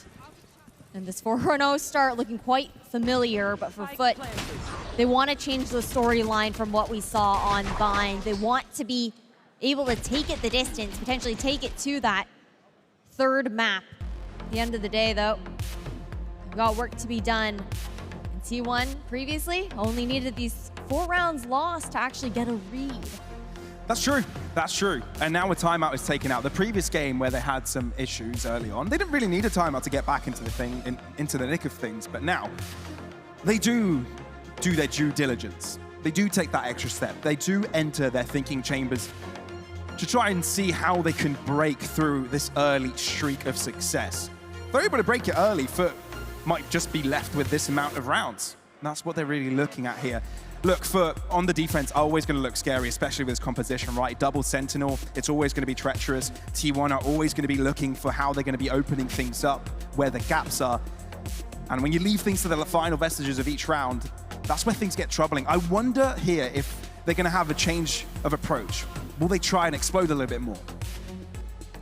I think it's a little bit difficult because we saw kind of that explosive action on the pistol round, and that's when they ran into the very first trap setup that FUT had lain down for them. And so the adjustment has been to play a little bit slower, default, especially towards mid, trying to take down that utility early. But the adjustments, again, with double Sentinel, are so dynamic here for FUT. They've shown their cards, though. Zeus is able to drop back, but Captain stuck around. That's the thing. The fact that you have that TP back, they might not expect a second player pushed up. Oh, no, they do. Izu's looking for him. But it's a matter of who finds that first shot. It's Captain to find it. He's even got his own piece of utility to help him escape. Dark cover used, thinking that he might push by, run away. He's stuck by, though. No, never mind. Okay, dropping back. For a moment there, I thought he was going to be double trouble. Look at the positioning right now. Mr. Fallen's pushed all the way out towards A main. You've got an early information set up here from FUT over towards Art here as well, providing a bit of that delay. And look at the searching that FUT have now done. They've taken control of B. The read is easy here, fully aware that T1 are entering A through Art. This is so treacherous. This has caused a lockdown to chop through as well. Stax will try and break it with the Hunter's Fury, and he will be able to do so. Buzz. Now this is where T1 need to put their chips in for. This is where the damage needs to happen. Buzz needs to distract them so Sylvan can come in from mid. But look where Yedajay is looking. He's ready for it. Scratch that. No, he's not. At least there's a trade there. But T1 need this pickup. Do you expect Buzz to be so far forwards on the off-angle cracks? He's doing his due diligence to take his time to clear that angle. But now they figured it out. The only unknown is Meteor now. And the paranoia hits him to perfection. Captain plays it swell. And that's FUT to not falter yet on their defensive side. Off the back of a T1 timeout at that as well. FUT playing that ebb and flow of the map perfectly. Finding that defuse. T1, they did have the idea. They knew that, you know, with the lack of information that they had, the ease of getting the plant down on that A site after, you know, they destroyed that lockdown, they had to push one of those lanes, try to find a pick early on. It just didn't quite go in their favor, especially with the fact that FUT had control of every single exit on that site. And that's the Yedajay we know. The energy is there. So purposeful, leaving those gaps open. T1 walked right into the trap. Just the awareness, right? Very similar to almost how we saw T1 reading into FUT on Bind later on in that map. Revenge does taste sweet, but it is still early days. this is a little bit quicker paced. But FUT also have got 3 players ready to defend this. Razorvine drops, so it makes it harder to break through and break in. Izu might get sprayed down upon here. Mr. Fallen has to get onto the reload. The clone doesn't distract him for too long. Nightfall drops. This is perfect because now the senses of T1 are hindered. They can't hear all too well, so there might be a case of chaos going around. At least the spike is dropping, but in the meantime, FUT are winning on all of their fights, not dropping much. Instead, they're doing all the shooting, and FUT seem to be unstoppable on this defense. They look incredible right now. The Razorvines buying so much time for the rotation from the remaining FUT players. That's one of the big things on Pearl, right? Is actually getting the timing right on that with how long those rotates are through spawn. Even through mid, there really are no shortcuts on Pearl. And the Vines also don't really give T1 that chance to even back out if they've already taken site itself. They're stuck, forced to sit in them unless they want to take that additional damage. And then you're looking at T1, right, and you're trying to figure out, okay, what is missing? What do they need extra? Who do you rely on? If that's someone they can rely on, because it's a team effort by FUT. It's the strats that are getting them these dubs. Meteor showed some moments of excellence early, but it doesn't seem like they're getting these fair gunfights. FUT are always playing with an advantage. Well, that's the thing. Right now we see some protocoling to try and draw out some of that utility a little bit earlier towards A, but FUT, they don't even bite on that, right? Until that wall gets triggered, the Vines typically stick around. Mr. Fallen just very aware of the fact that they were trying to pull that Vice utility out early on. Now just regrouping as 5 towards A main. There's still so much available. Yeah. It's not going to be funnier for T1 as they break through, especially when Yerijay is online. Play it to the back line. Overdrive was used. The overdrive was wasted. You think you've got a Hail Mary, you may have a chance, but that simply isn't the case. Insult to injury, shorty to the back, and Yerijay gets himself the quadra to put 7 in FUT's hands. A flawless round there for FUT. Sure, it was an eco on the side of T1, but I'm surprised to actually see them group to hit towards that A site. They've seen how deadly this site has been the last few rounds with that Vice setup coming out from Mr. Fallen. They continue to activate the trap card over and over again. And now that's where the change comes through, right? The conditioning has been done by FUT over at A, and so that trap's going to be laid down on B. Bit of a switch up, right? And T1 think that they want to go for a bit of a switch up. Split their attention to maybe that B side a little bit earlier. But there's more layers to this for FUT. You can tell a potential push now with Art. They're two of the most aggressive agents in their selection. Walking through into mid. Now, they will find Timmy the turret, so that's some pressure for T1 to pay attention to into mid, so they are expending that extra player to look. But that's the thing. You know, you push up a little bit towards mid, a bit towards A as well. They're trying to shift the attention of T1 over towards that B site, where things are comfortable, bunkered down there for FUT. It doesn't quite work with T1 looking to actually re-clear this space, though. They don't really know where Vice actually is. Oh, Zeus might have been looking at the mini map in that moment because it does get caught off guard. And a captain is able to get 1. So, trading equally so far. I think this is the best case scenario for T1 that they found themselves so far. That is for sure. You still do have cracks keeping that A main space. Right now for T1, I'm looking for them to push a lane together. They choose to move towards Secret. First players, all very split apart, all on different missions. All but looking to line up their shots together. Mr. Fallen is in a really tough base, but he's able to get himself out of that cookie still.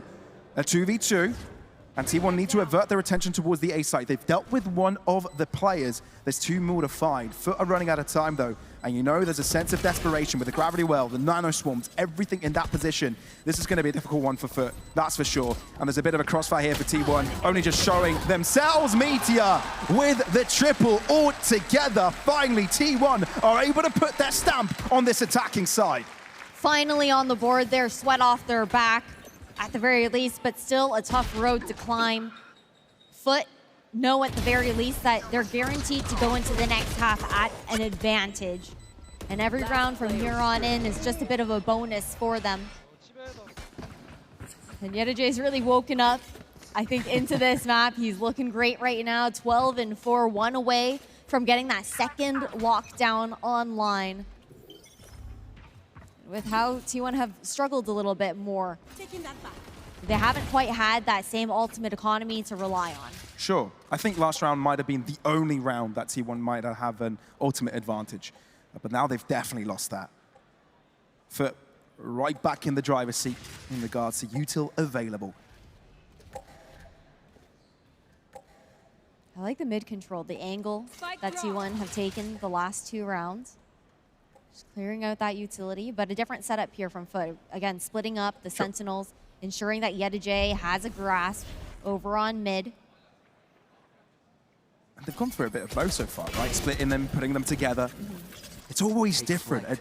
And T1 need to figure out what that setup looks like every single time. But this time, they are taking it pedal to the metal into the A site. They figured out there's a lot of pressure out in main, so how do you even take that fight? Stax is so patient that he's able to deal with it. Still, Yedajay, he's accurate with it today.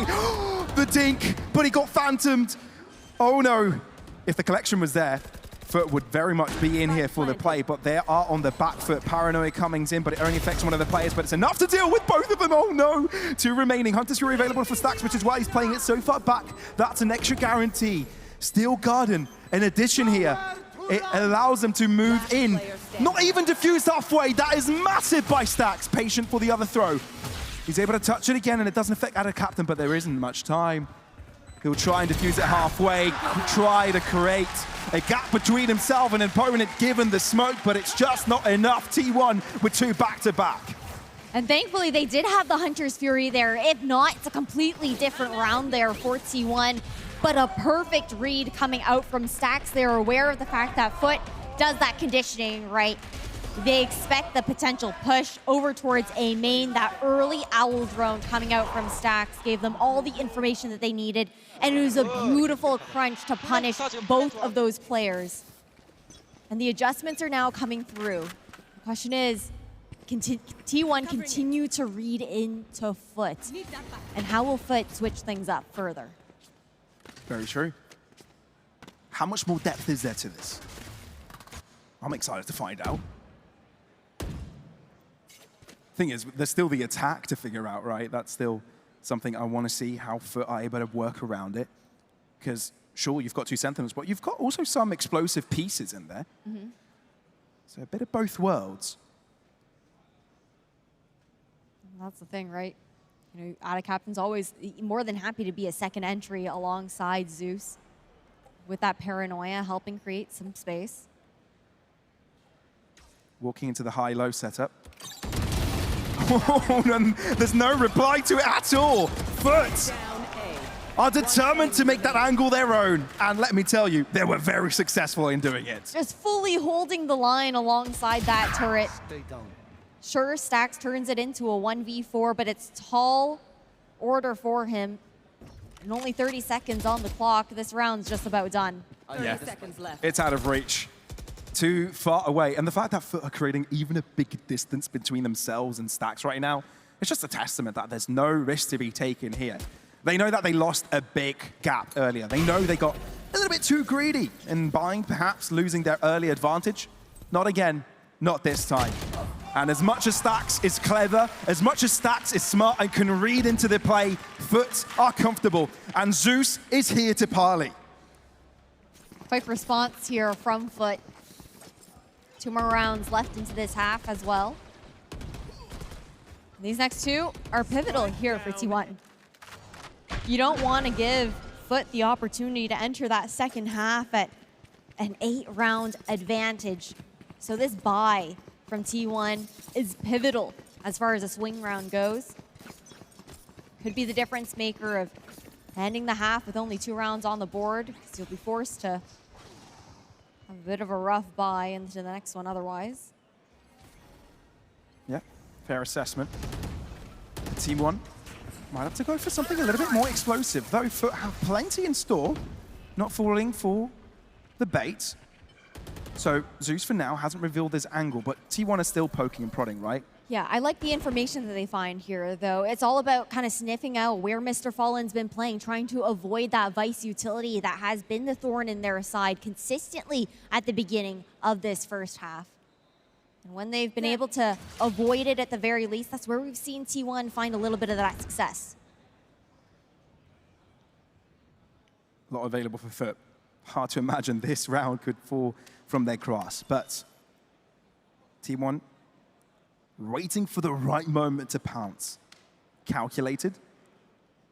It looks like they'll be moving in right now. Buzz front-lining Zeus. Never troubled. There's no getting him out of his control spot. Stacks is all that remains, and I feel like it's deja vu for him already. He would be getting the spike down, but is that really what you want at this stage of the game? I don't think so. You're looking for way more than that. And I think it's only damage he may achieve as FUT are putting all their chips into one basket. Taking all a players bold grouping angle them together. here too. It's a one and done here for Stacks. Unless FUT make a mistake, right? Unless they overstep, but they're doing their due diligence, throwing the Prowler in first, they're running out of time. Stacks is able to find the first one, but it simply isn't good enough when the info is there for FUT to deliver. This truly has been an insane defensive side for FUT, and there's still one round remaining. That's the thing. On a broken bye here from T1, coming in for the last round of this half as well. FUT looking clinical with their defensive setup. T1 struggling to find an answer to this unconventional composition that you see coming in here. Lights out plays. We're also struggling to see that value out of Buzz and Izu with the trap setups that FUT have set for them, making it so daunting for them to even take that space on site. It's really difficult because Izu has always been thrown in there and he instantly gets traded, instantly gets killed. Sure, he's thrown in as a sacrificial lamb to maybe help his team to walk in with them, pull them in.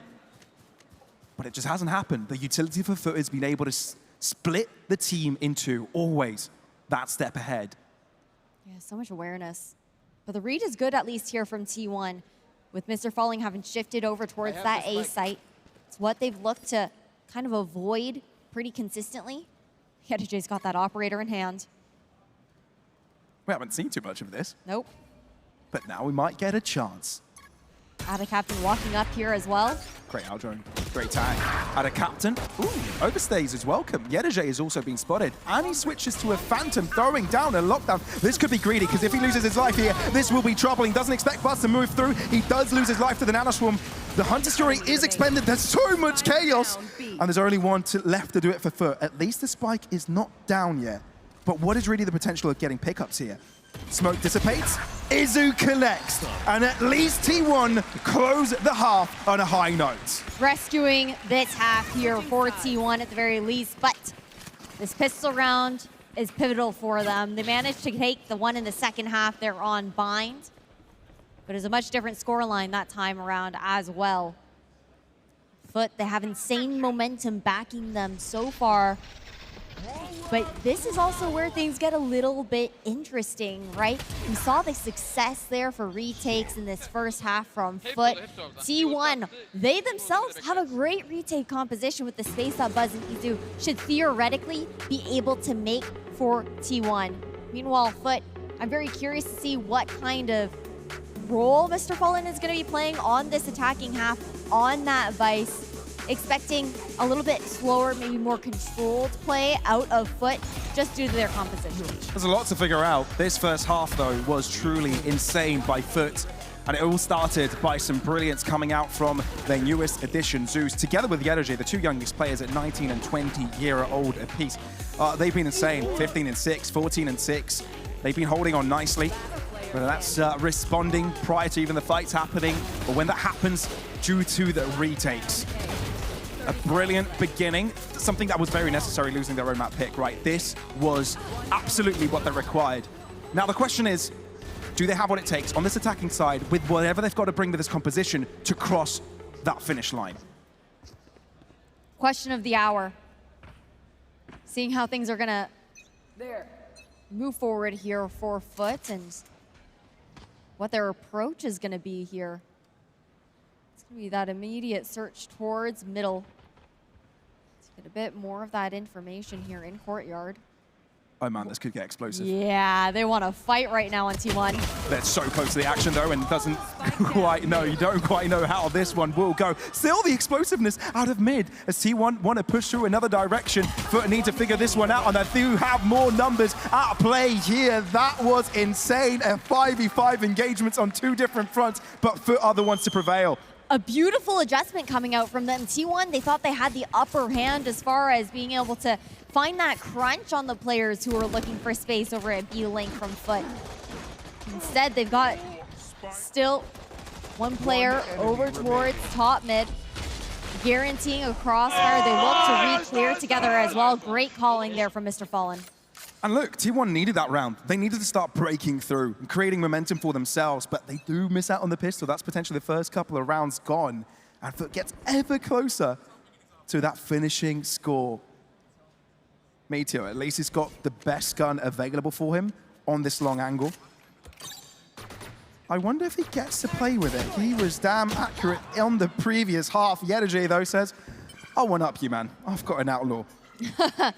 He was tagged up by those bullets as well, not even getting the chance to tuck back into the corner. Buzz wants to pick that Marshall right back up. Smoke giving him the opportunity, being recalled there as well. You've got 3 players posted up towards this B site with Spike. Nowhere close. It's gonna get picked up.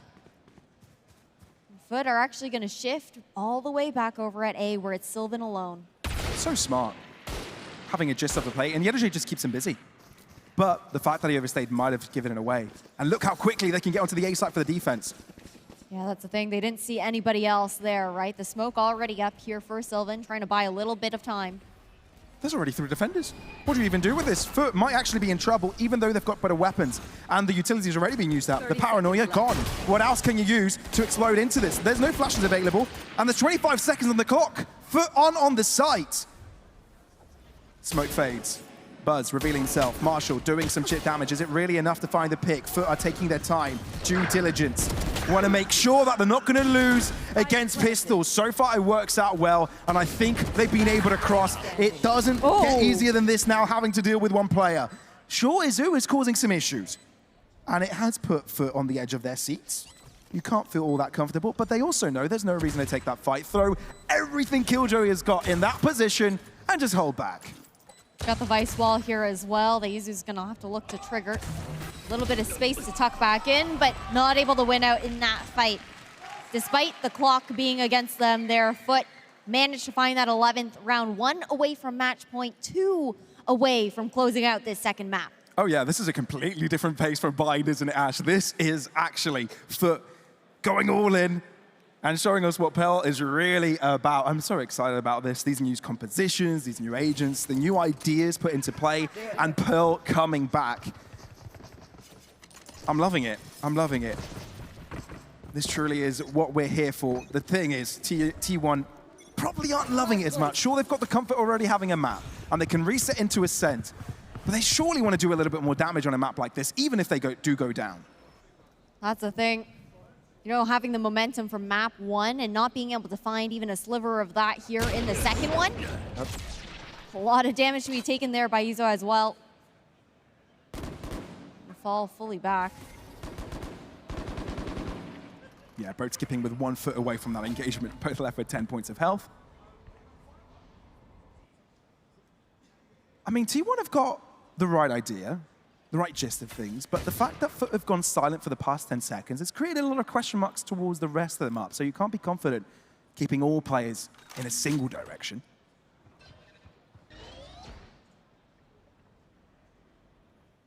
Oh, creep up here towards an A split. Meteor's moved up in a sneaky angle.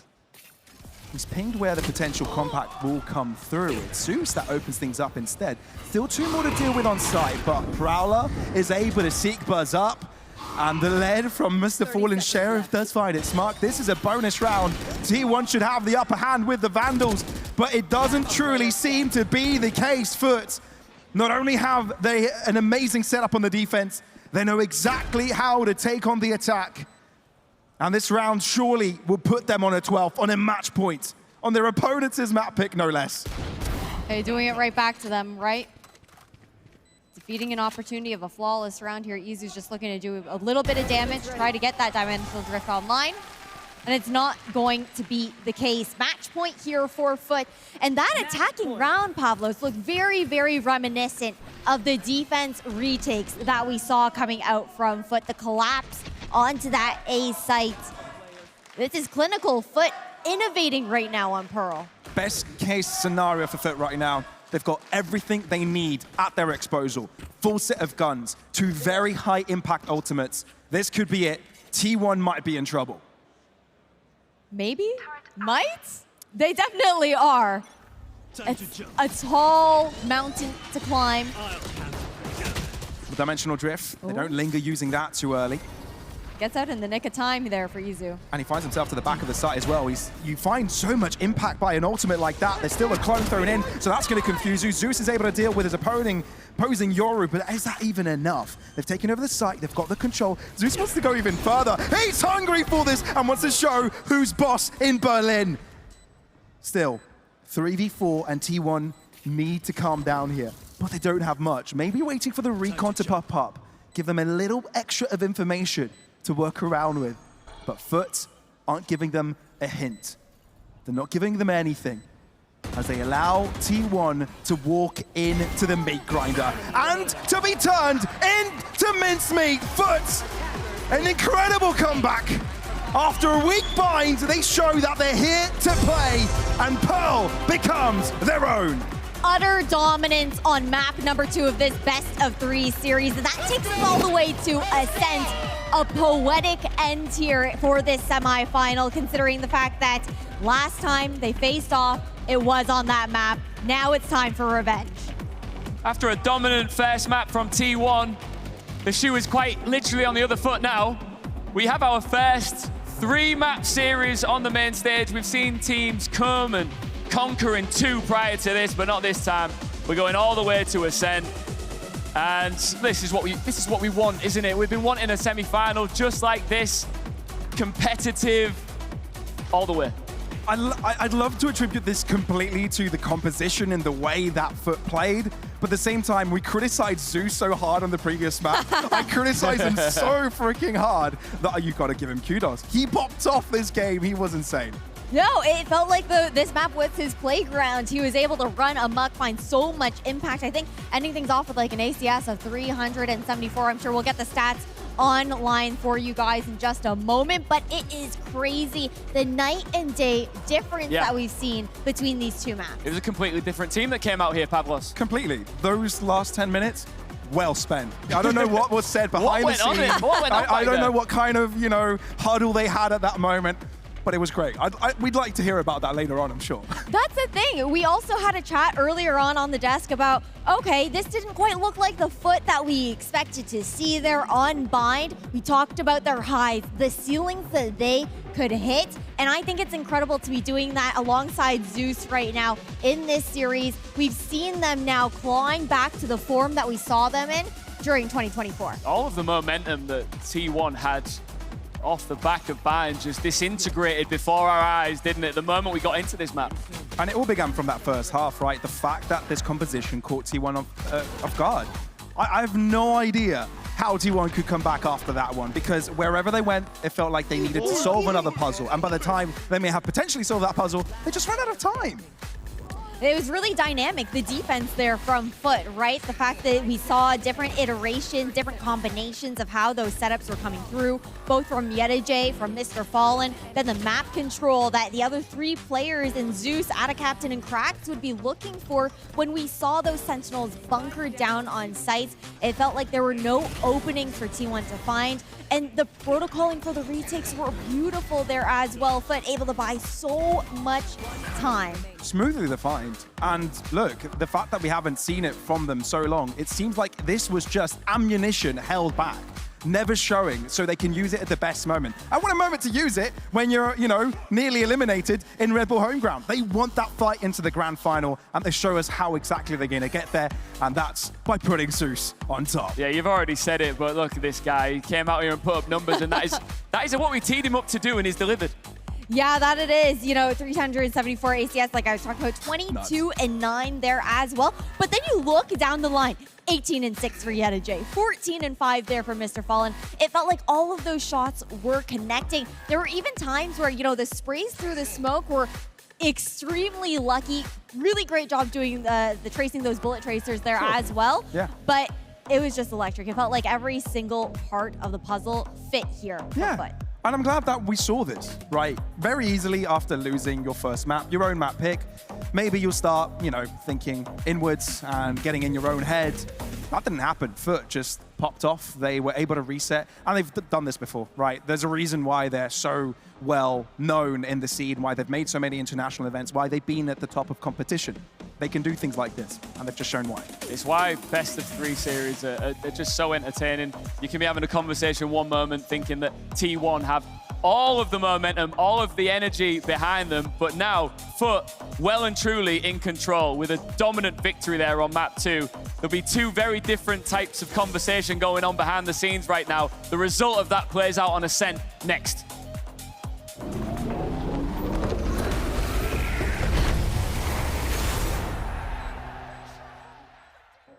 I am very happy to be joined right now at Red Bull Homeground by Tarek, who joins us here on the show. I mean, it's great to have you here. I mean, how's your experience been here at Homeground? I mean, you've got the best seat in the house. Look at this behind us.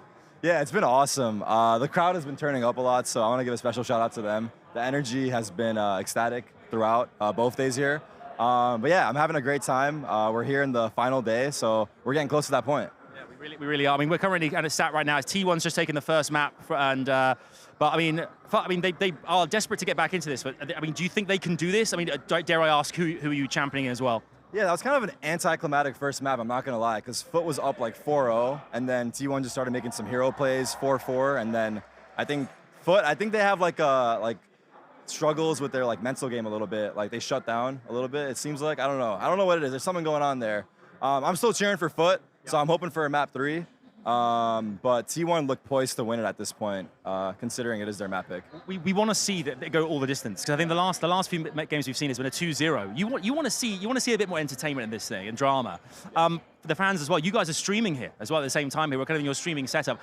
What's for the reaction been like from the community? How have they enjoyed your time being here as well? Oh, it's been awesome. The vibes have been great. We've had a bunch of guests on here, and the chat has been enjoying it as well, as far as I know.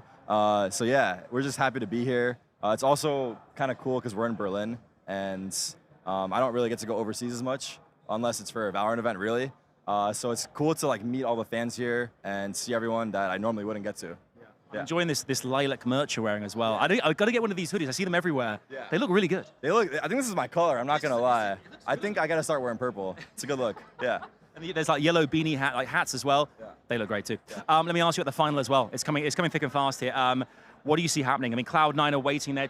I was saying this earlier on. 2 years of no glory in the finals. Back-to-back kind of runners-up. They're waiting there. Do you think they could do this, or do you think one of these 2 teams here, be it FUT or T1, could go the distance and beat them out? Yeah, I mean, I don't want to put too much pressure on the kid, but like, if Oxy does Oxy things, then Cloud9, I think, have a really good chance in the finals. So that's kind of my like point man for that team. But yeah, I'm cheering for Cloud9 though. It'd be great to see them win here.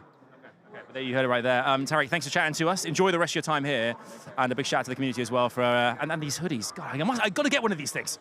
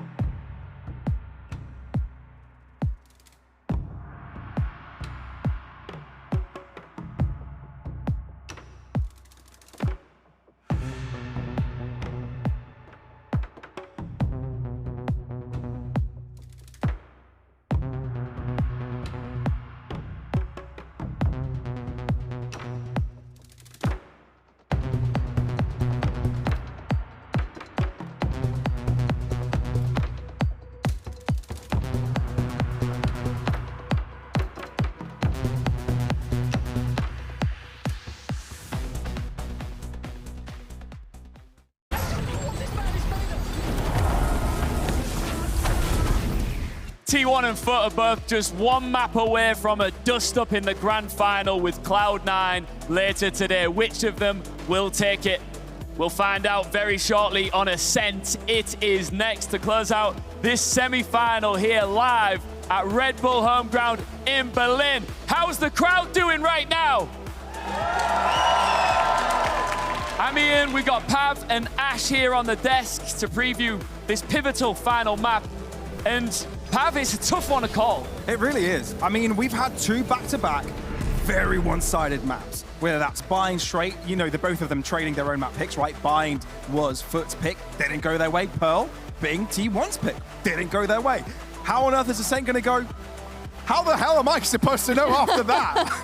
I think that's what's scary, right? Is that in that best of one, that was T1 taking that map 13-7. But at the same time, when you look at a team like FUT that has clearly been cooking, they're not going to take those losses lying down. It gives them that opportunity to try and fix some of the mistakes that they made. And I know a lot of people love that kind of revenge arc, that storyline of being able to take it right back. Do you know what else we love? We don't want to see a dominant map this time around like we did for the first two, Pav. We want to see a back and forth, toe-to-toe, head-to-head barn burner. Of course we do. And I think Ascent is the perfect map for that to actually happen, that toe-to-toe action. We already seen these teams play on Ascent earlier, and that was a close affair. T1 won, but, you know, that could very much change after today, especially after it being FUT that turned the tides around, being able to come back, battle their own demons, and do an amazing job over on Pearl.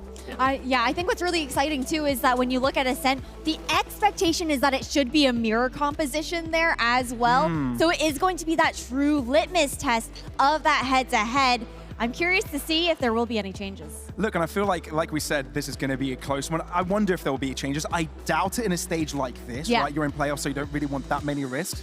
But it being mirrored composition, being on a map like Ascent, we got more duels. We could potentially see potentially Zeus against Buzz battling out together. You know, that duelist head-to-head. We might see, you know, a lot of more action head-to-head instead of it being just brawly fights that happen with a ton of utility. There's a lot more potential for this one. Lots of questions about compositions. We're about to get all of the answers you need for the final time going into this semi-final.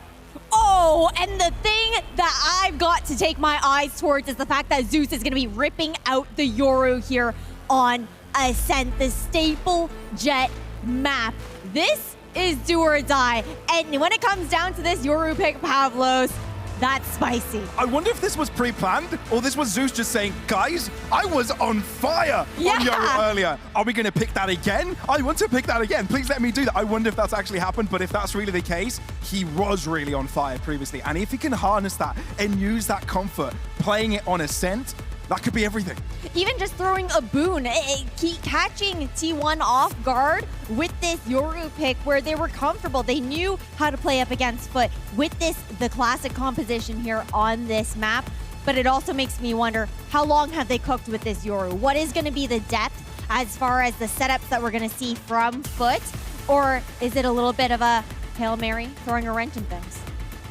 Who knows? Well, you love that. You love that from Zeus, because if you've got that level of confidence in yourself, you're saying, look, I was the right man for the job. I'm not just here to play, I'm here to trailblaze.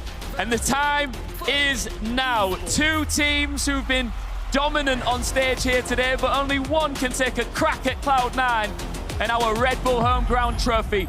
Who's got the guts? Is it T1 or FUT? Berlin, Germany, make some noise! Berlin's ready. I'm ready. Are you ready? I'm more than ready. I'm stoked to see what they're going to bring to the table here with FUT starting out on the attacking side first. When it came down to Pearl, Pavlos, for T1, they were only able to find 4 first bloods total, 2 divvied up between Buzz and Izu. And it's a strong start here for FUT taking out Buzz down early. Well, FUT have already circumnavigated over to this B site, looking to break through with 2 defenders hiding out on site.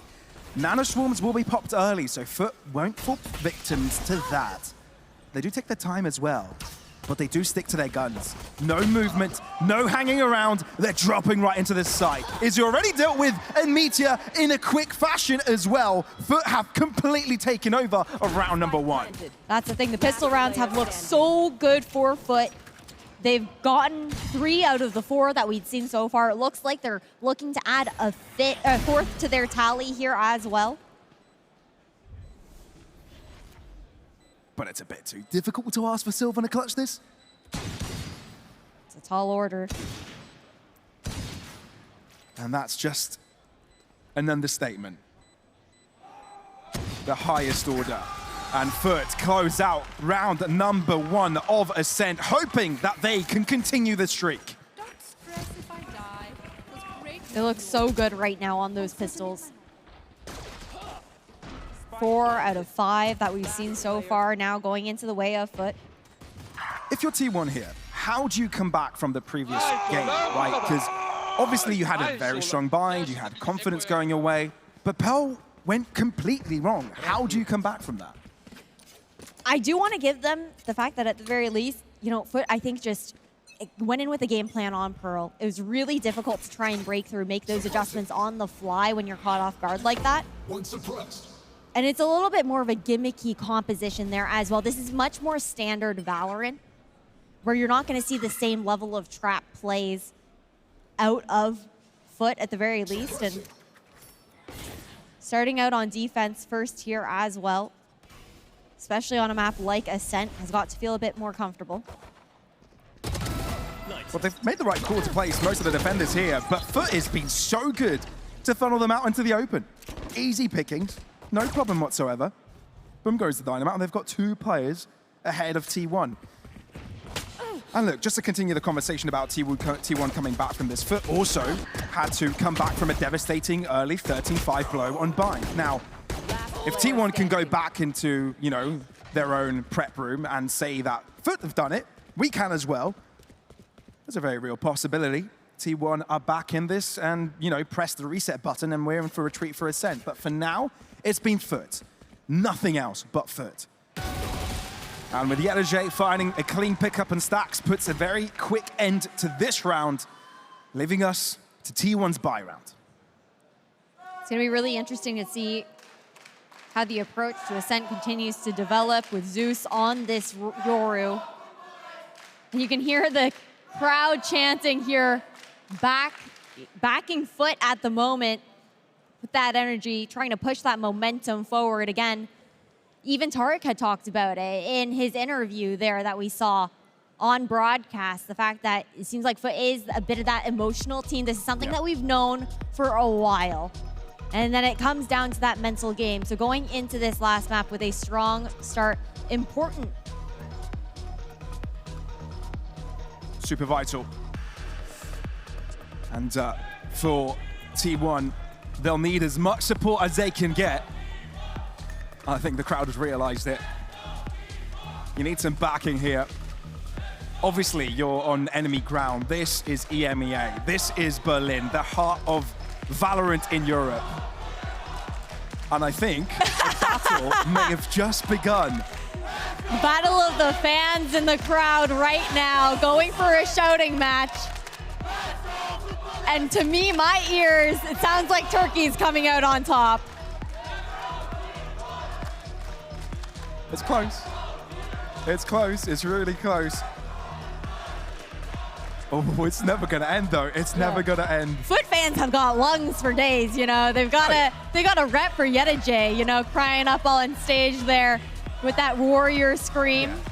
Yeah. Unlimited passion. Exactly. It's a passionate country. It really is. Passionate area of the world. And they'll definitely come here to support. Great start from FUT. They're able to continue the momentum from the previous match. But now they've got to continue, right? This is a bye round. A reason why FUT were able to gain so many consecutive rounds, I think you could say the same thing about T1 over on Bind, is that they were able to convert these bonus rounds as well, right? Give as much impact as possible and don't allow your opponent to gain a hold, a grasp of things. That's the thing. Those bonus rounds have been key for both sides. I feel like, wasn't it no matter who won the pistol round, essentially ended up winning out their bonus round, and it's looked really good. Okay, taking the chance to get these chants down in the crowd with this tech pause looming over us right now. You love to see the fans showing as much support as possible. Oh yeah, crowd is full to deck here at the Treptow Arena at Red Bull home ground number 5, the fifth iteration of this tournament. Year after year, getting better and better. And finally, it's time to get into round number 3. Can T1 bounce back here, or can FUT continue the streak they've accumulated since Pearl? I think considering how Pearl went, it's going to be pretty imperative for T1 to find their anti-eco round. We're looking at FUT as well. It's a generally decent bonus that they have coming in. Of course, you see them saving up into that operator for round number 4, but it all starts here for T1.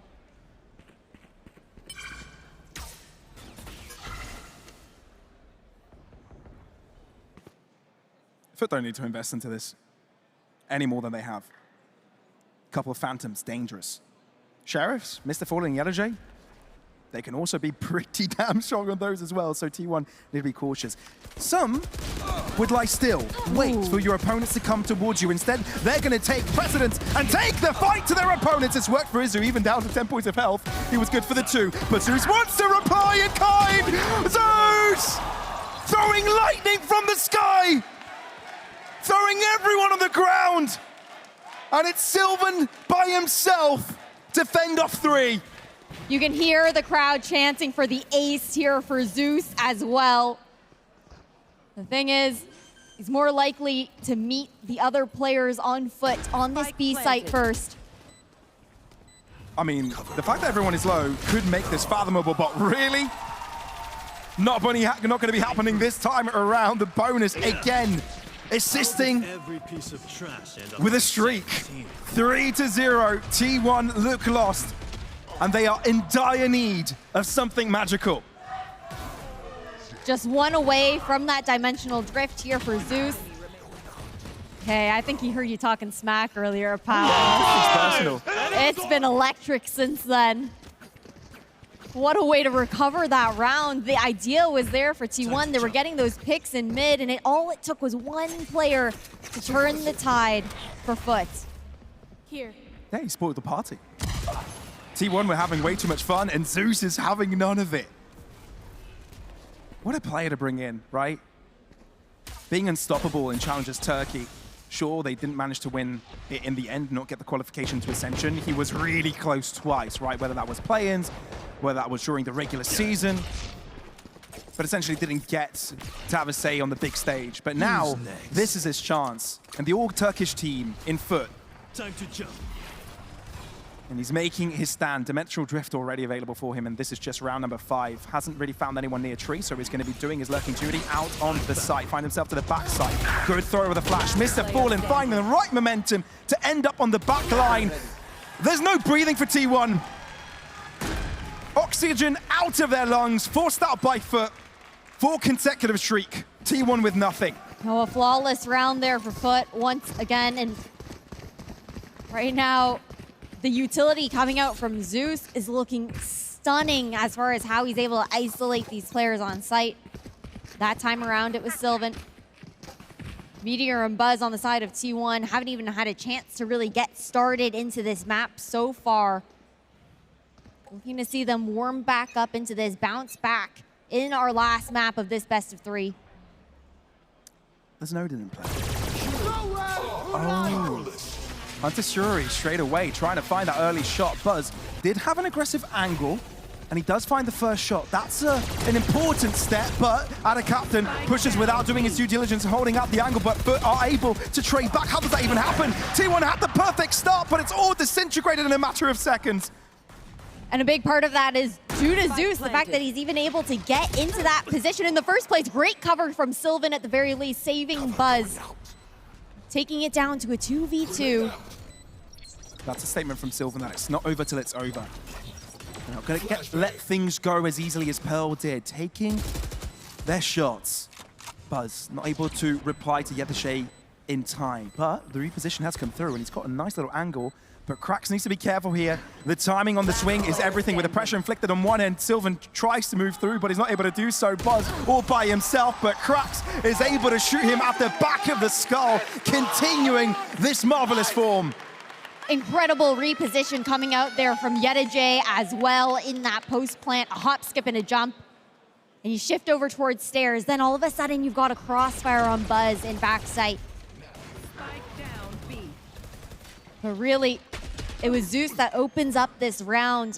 Things went awry when Ada Captain lost to Spike early on. And Zeus just somehow able to equalize, having that ability to do so consistently and drawing out a timeout here from T1 as well. They forced their way in there, right? They barged themselves into the site, not taking no for an answer. Brilliant to see. Confidence, bags of it. As T1 have taken their time to think about this. Take a second to breathe. FUT on a roll are unstoppable. They need to find an answer. They need to set up a blockade, and now are figuring out how they're going to do that. And on Pearl, now on Ascent, I think this is where we're really starting to get a taste of the difference between Zeus and CNED's playstyles there as well, right? Zeus a little bit more scrappy at times with how he goes for some of those engagements. Very brazen as a player. We've seen obviously a hyper-aggressive CNED at times as well, but it's very much so shifting kind of the identity of FUT. It almost feels like it energizes the rest of the players to play just as aggro. One suppressed. Revenge could be sweet for FUT. If they're able to beat T1 on the map where T1 managed to qualify into the semis. I think the finals already visible. Here. Far away, but visible.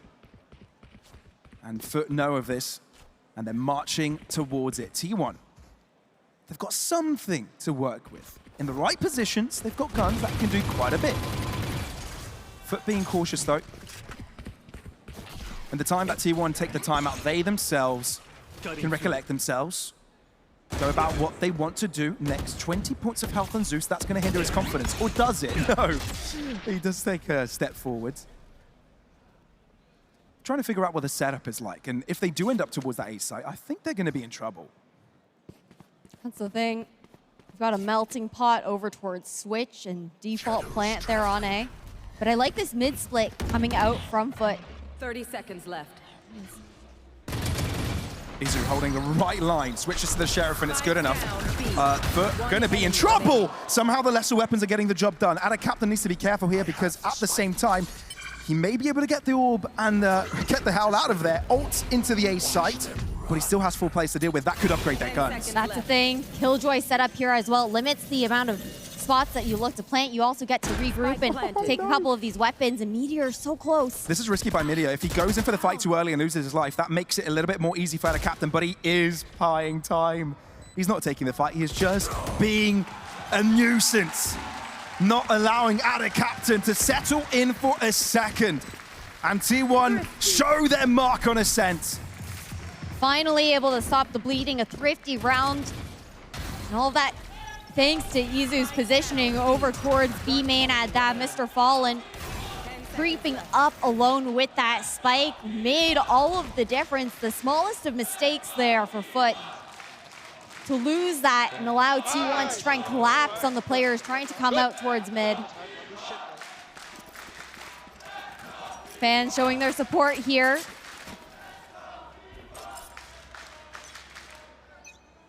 It's a close one. Both teams with the capabilities of making it to the finals. And boy, what a showing would this be for the offseason. How hungry they are for a trophy. The beginning of something greater, perhaps. But each other stand in their way. And the only way to make it to the finals is by taking their opponent down. Buzz, good for the opener. But they need to be careful here. T1 have the potential to collapse onto short, but they just throw the paranoia to keep FUT at bay.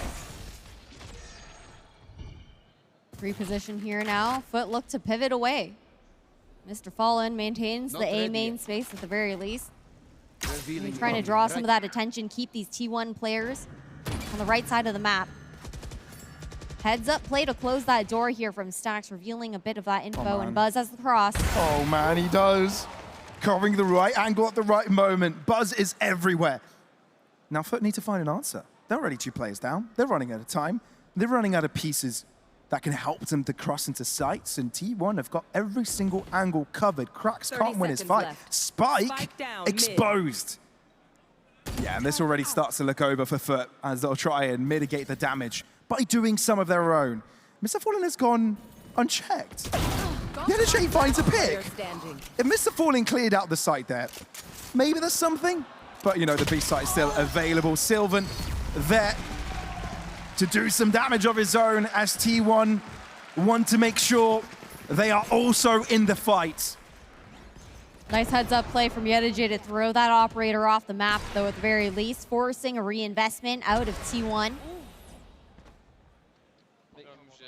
But really nice adjustments here from the APAC qualifiers. Overall, seems like they're finally looking to get that response. Got great ultimate economy cycling up here for T1 as well. You've got 4 online. Notably, most so, the Hunter's Fury, that null command, the lockdown. There's a lot. Great tools for those retakes here. There's so much, there really is. And a timeout has been taken out to make sure that things don't get out of hand here for FUT. The composure is there for T1, you can tell. They're back in this. This is no longer Pearl territory where they were completely out of touch and out of reach of what FUT had to do. It's a little bit more simple, and the sooner you get into the nick of things, it all starts to work out. I'm just happy to be here. Love that. Love that. We're here for Valorant. Who's here for Valorant? Doesn't matter who you support, who you love, who you're here for. We're here for the game and we love and enjoy and play every single day. You love the passion from the community. And this game is not disappointing too. Right here. Oh, definitely not. A closer affair that we wanted. Sure, it was a little bit dicey with those first few rounds from FUT. It really has just been fully momentum-based. All 3 maps so far. Oh, this paranoia is actually pretty damn good. Allows Buzz to move in, gets one, deals with the clone as well. Izu comes in with a Hunter's Fury. The reply is instant from T1, and it disables FUT completely. Really nicely done.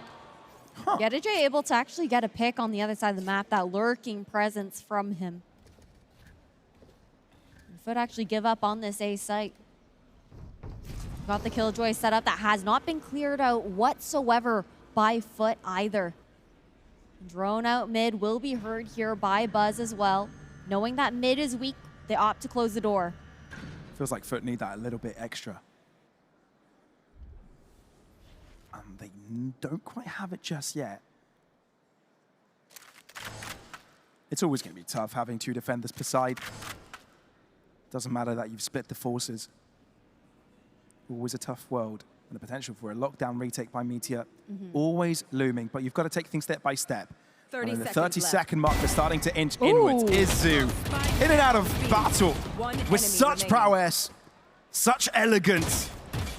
At least FUT to scratch their heads and wonder what on earth they do from here. Because yes, they've gained 5 consecutive, but T1 for the past few have been unstoppable. They put in a great big wall of FUT. 10 seconds left. And they shall not let them pass. And Yenajay's just trying to save his gun at this point, but he will not be given the delicacy of doing so. No, T1 want to take every opportunity to try and damage the economy that FUT had amassed in those first 5 rounds. That was a great contact play there from T1 on that cross. Had them ready for the swing from stairs off the contact of the lane player. Composed. T1 completely composed. Focused. There's a task at hand. Such different vibes from both of those teams, right? Yeah. Odin comes back in play this time around, but Mr. Fallen has one of his own to spam right back if he wants to. The Mental Drifters use Italy. FUT want to change up the pace just a little bit, breaking into the site already, causing havoc on Izu's position. Izu, is it trying to spray in his direction, but Buzz is there to help out a little bit, dealing with him on the back line, and the focus in the front line. That's so much done. Mr. Fallen left, scratching his head again.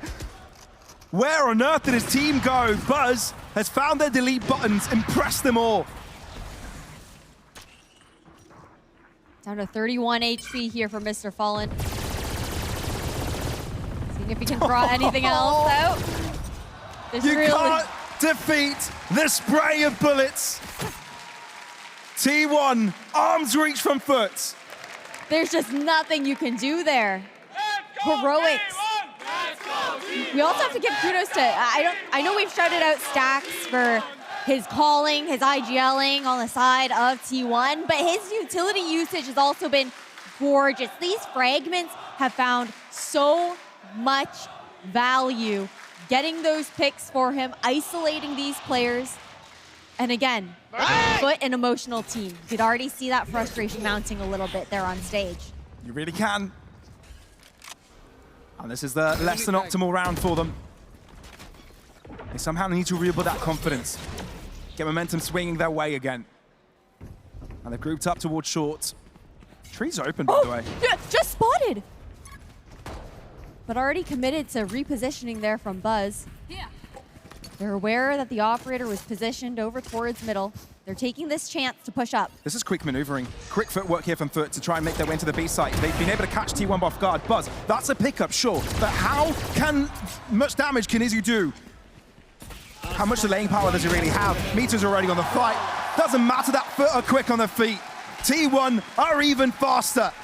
And are there to defend and completely equalize the game. Here. An eye for an eye, 5 rounds for 5 rounds. And you can hear the crowd now behind them, Pavlos. Where do you see things like this? Where do you see momentum swings like this? Bind 13-5. Pearl 13-3. And now streaks on ascent begin again, but things are close. This is where momentum can swing once again, as both teams have guns, both teams have ults, and this could determine who can gain the lead into halftime. And that's exactly what we wanted here for this third map, a closer affair, but again, a continuous momentum game. Lockdown hasn't been destroyed. Buzz, that's the first time he's gone for a first shot and it hasn't connected.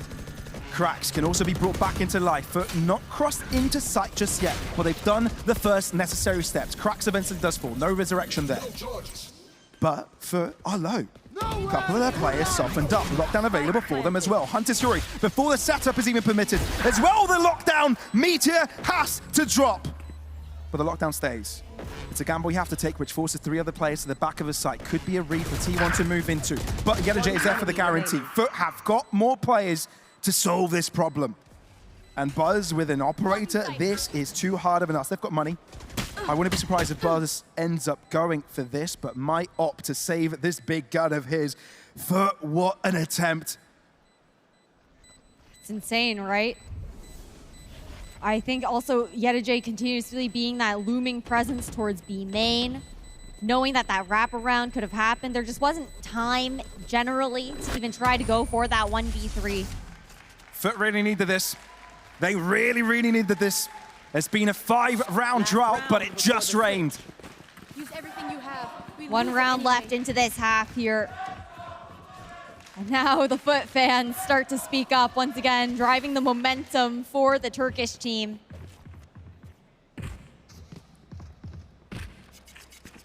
Like I said, this one's for the lead. This one's for the power into the second half. FUT have just broken through, but can they chain it together? Where it started to go wrong for Bind is when they didn't square up with a second round after breaking the tempo. It's a big question of if they can accomplish that. Forward angle to be held here by Sylvan. 2 players playing to the back of the site. FUT trying to break through with Zeus. Zeus dealt with already, and now FUT don't have a way in unless they gain a pick. But where's that pick going to come from? That's a big question. How are they going to get this pick? Oh, so much damage also done here on FUT. YetaJ and Mr. Fallen both extremely low. Sylvan read into that TP from Zeus so well. And they used everything to support Zeus in that instance. Cracks no longer has any flashes. Mr. Fallen is still waiting for his recon bolt to come through. Right here. FUT are running out of gas, running out of steam, and T1, all they have to do is hold their lines. It's a thing, all three players grouped outside A main here for FUT. They have no control on the remainder of the map. No information to be had. Desperate pot shots, really, with the Odin. Real desperate shots. 30 seconds T1 left. know that they don't really have to budge. With this advantage in numbers, the crossfires that they get to hold here, it's all about buying as much time as possible with the clock ticking down. T1 haven't budged, like you said. Holding the lines. 13 seconds. FUT need to make a move. Buzz knows of it. It's the last round of the half, so they've got to give it all. T1, this is the best way to end off the half without dropping a single player. Valorant streak, disallowing FUT to gain any further tempo. And they move on to the attacking side with complete belief they can get into the finals against Cloud9. Fully equalized here into the second half. For FUT, again, it's about breaking back in. You mentioned the difference in being able to actually chain rounds together and just getting one in a sea of T1 rounds. Although the scoreline looks deceiving at 6-6, the momentum still riding on the side of T1 with how they've made this comeback. That's concern. There's always going to be concern in moments like this. For FUT, what's happened? They've had some early good momentum. They've struggled with answers. For T1, now they're on the attacking side. And now they're the ones that have to produce tempo and plays that FUT need to counteract. This is as close as it could be. A third map, a decider, the one which dictates who will make their way into the final. I think what I'm really looking towards here is my expectation with how Zeus has been playing, what we saw from him on Pearl, on that Yoru as well, is going to be going for a couple of those early engagements with the fact that you do have the opportunity to use the gate crash to get out and TP away. Try and do some of that poking, prodding, get as much information as possible, get that first blood if given the opportunity there as well. But then he also will shine on those rotations, the ability to quickly pivot around the map thanks to those TPs as well. Starting things off for the pistol. He's already walking up. Buster opened things up cleanly. 3 to 4 detected. So instantly, T1 are going to be second-guessing themselves if they want to push through, given the information is relayed over to FUT, but they need something quickly. Mr. Fallen has a shot that in hand, but might not be able to get his pistol out on time. Frenzy, it's good for a spray, but he's also been revealed. He's whacking moles right now. But FUT, still back in it. Izu, how do you have the confidence to just stick to that angle? Look at this position for Meteor. There's no way you read this! Oh, and the captain does, but Meteor's nuts! What a shot from Meteor on both of those players. Absolutely insane playing into Sabrosa. The lurking presence, he knew that these players were coming around. They destroyed the turret towards top mid. The mechanics, though, were stunning. That was intergalactic. That was maniacal. That was a statement. T1 doesn't go down without a fight. That they don't. I like the ideas coming out from T1 as well. That lurk smoke that they had put out over towards lane on B, but now into this round. It's the anti-eco here. Already a decent amount of damage to be done. You see Sylvan actually swapping guns as well. Trying to send that Guardian over to someone who has that full health still to work with. It's been a double push up towards B main. I like this play though. They play contact off of the Killjoy turret, but there isn't going to be any presence there. You see T1 shifting back over to take that spike back over towards the A site. And now Meteor also has the liberty with this setup to walk up in mid. No one's watching. They are aware of it now, though. Oh, we can hear a lot of movement. Yep. Calling for the rotations. What does T1 do with this, though? They're going to allow Meteor to do his thing. Oh! He returns around 180 degrees to find the energy. He's playing with his food. It's not even fair. On a different level. Yeah, okay. Look, we already knew this was going to be a tough one by FUT, but this is T1 holding a big denied sign in front of their face, waving it, taunting them. 8-6. Izu with the 3K there as well. The fact that they're just, it feels like you see them just doing 180s. Closing out these rounds. And the crowd, again, trying to energize these FUT players. Since T1 has taken that momentum, FUT have struggled to break back through. If there's any moment to crack through, it's now. Revealing area. Even though this is technically a bonus for T1, this looks like a full buy. Oh yeah, it is. It really is. At the end of the day, it's just a full buy. You know, they had, it was like an FPX buy that they had going for them with 3 rifles, one of them being a Guardian, but then you got those pistol players, and they just want to continue with this momentum. It's still a close affair, right? But looking to take any advantage that they can possibly seize early on into the second half. Buzz looking to take matters to his own hands. Are able to read it, but there's only one isolated on side. Ada Captain is going to ask for reinforcements, but the smoke between them. Mr. Fallen, he's dropped. These are pot shots through smokes. These are still mere pot shots through smokes, and FUT have got no reply. T1, all they had to do was have luck on their side. Sure, okay, it was a brilliant setup and having the intuition to spray at that moment, but this must be terrifying for FUT when they're not even replied to answer back. It's a question now for FUT of, do we go for this? Do we look to save these weapons that could be the difference maker into the next round? The turret goes out there for Yedajay. They don't find anything early, and the thing is, with this advantage, T1 look to play together, right? Guaranteed that they can, well, I mean, they know that all 4 players are on site. It's clear. With that knife. Yeah. But they're playing those Terrifying. numbers. They don't want to give anything away for free to FUT, and I like the call for the save here. I mean, you have to go for the save, for sure. But for FUT, this round should have been where they start to find presence. Instead, it's T1 increasing the lead, creating a bit of a difference, a gap that FUT need to chain together, mitigate as soon as possible. They're investing. Ash, they're investing. Hey, buying up alongside. We've seen what the Stingers can do for the side of FUT. We've seen them start to shift the momentum of a round.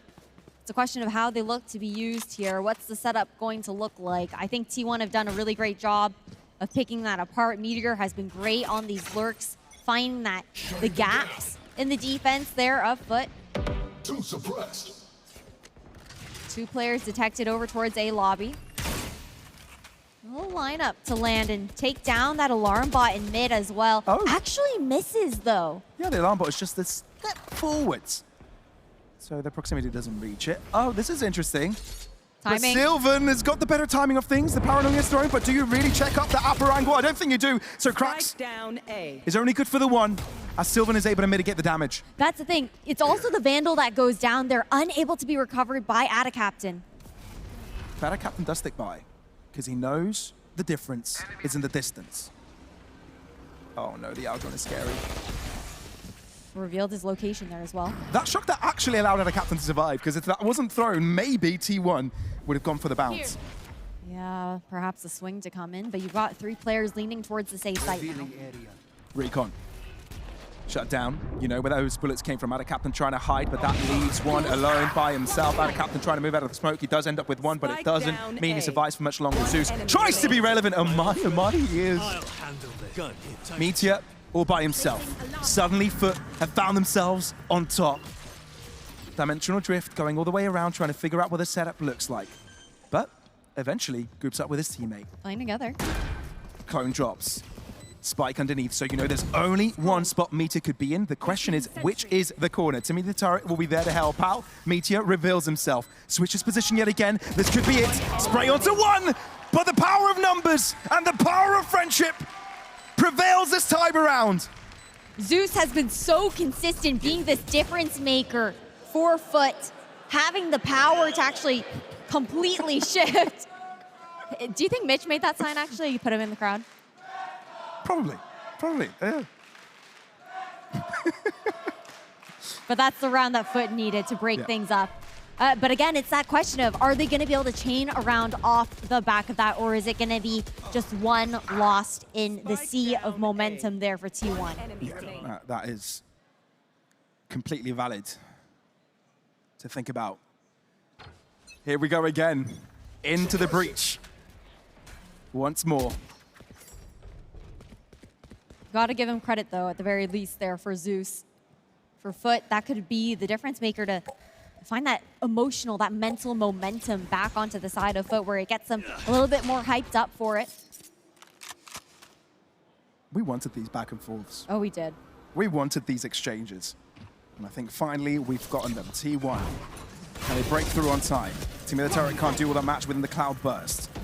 Breakaway, allowing the rest of the team to follow up. Yedaje yet to be spotted to the back line. He's got reinforcements. There's 3 players around, but this lockdown is going to be damaging. They need to go for the fight. T1 know of this, so they've set out their crossfires. Timing? Here comes the What? exit. Krax is able to win it. Lockdown no longer there, which means FUT are still in the fight. No, the lockdown Boom. is there. 2 of them in place. Can they get the kills? Buzz is able to find one. Yedaje How is Yedaje? is hiding. And a captain is there to help him alive. Buzz with 4, looking for the ace. And a captain denies it.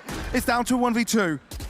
T1 still have the upper hand, but my oh my, 15 HP. was that crazy. This is tough. Might be out of reach, but this could be a miracle, but it isn't. It's T1 on double digits. How do you break down that round?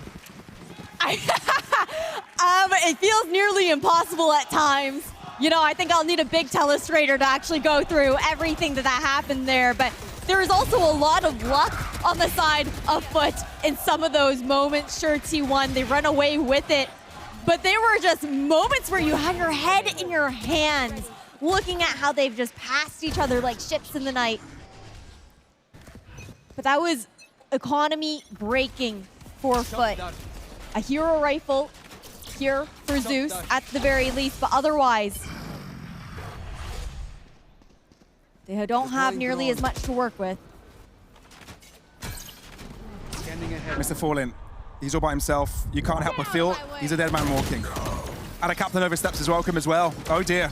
Yeah, this round's going to be handed over to T1, and then FUT have a lot of way to go. A long way. Really like that nano swarm that Meteor throws up towards the tree door, anticipating the fact that Ada Captain likes to play that close angle, then fall back into it, reading into it so well, looking to melt him while he backs up. It's about damage. Always is. That, but Zeus also has to carry this weapon into the next round. Not even gonna get the Not chance happening. to do so. A flawless round here for T1, 11-7.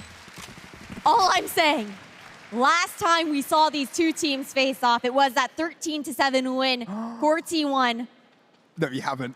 Oh, you've called upon the 13-7. Oh, this really could be. This really could be. But what I know for sure, this is no longer what we saw in Bind. This is no longer what we saw in Pearl. Even the rounds that T1 have been winning for the past few, they've been close. Yeah. They've been very close. And any small change in how the trades went could have drastically changed the outcome of where we are right now. I agree with you on that.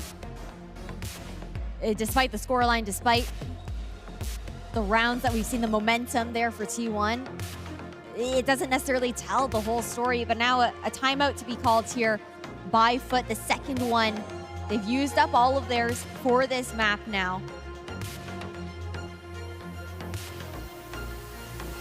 Last time we saw them pull one out here on Ascent, FUT didn't actually manage to cement the win after that timeout. And this is a big make or break for them.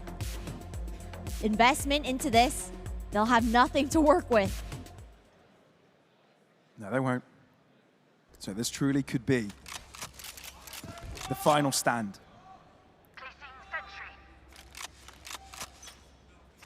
T1, so close they can smell it.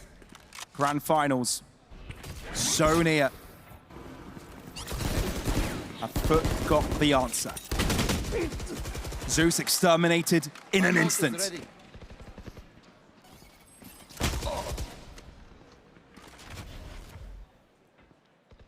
Slow and steady by T1. Doing the exploring. Mid crossed over. Yetajay in line, not now. His lineup is broken. Only teammate the turret and Yetajay to hold the line for now as a cross comes in. Mr. Fallen will be crucial in assisting, but Yetajay holds his silence, but it doesn't pay off. Instead, head ripped to shreds and foot on the back foot.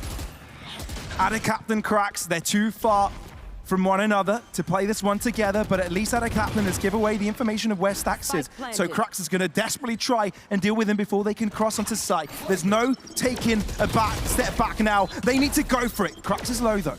He did succeed with getting the first pick, but they need to take it the extra step, the extra mile. T1. They're not going to move inwards. Oh, Buzzmite. Oh, Buzzmite. Oh, man, FUT.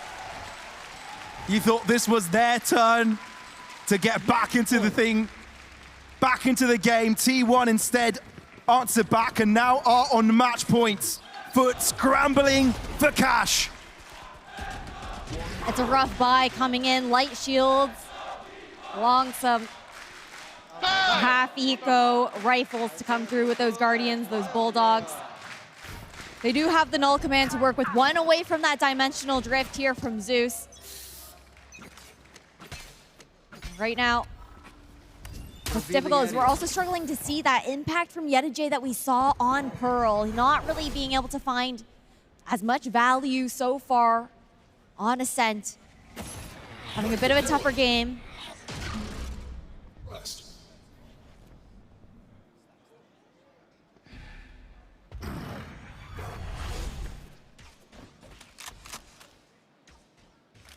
FUT.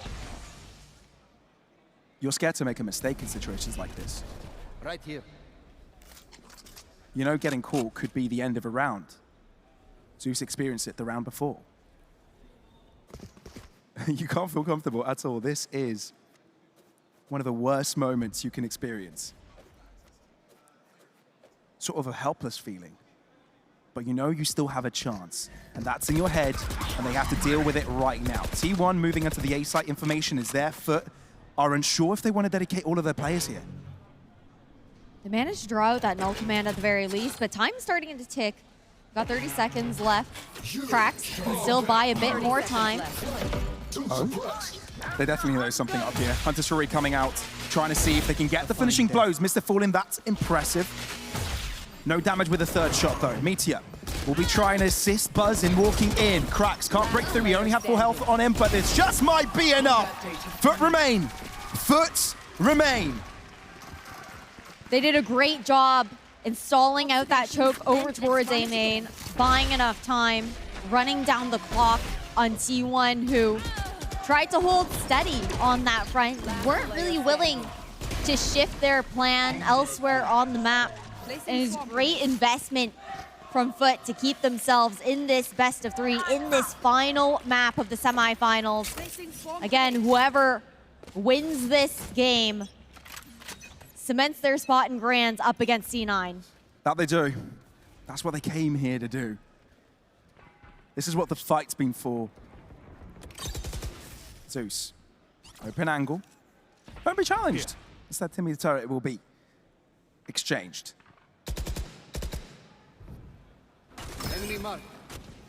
It's also the pressure of closing up the game, right? Yep. It's not just for trying to play catch up. T1 also don't want to let go of the momentum they've built. Shifting their approach a little bit here on the attack as well. Bit more measured. Mid control on the side of T1. See the pings going out towards bottom mid as well. Looks like they want to actually split over towards B, but there isn't that B main presence either. Zeus is fully walked up there. Instead, it's going to be the creep up towards Cat.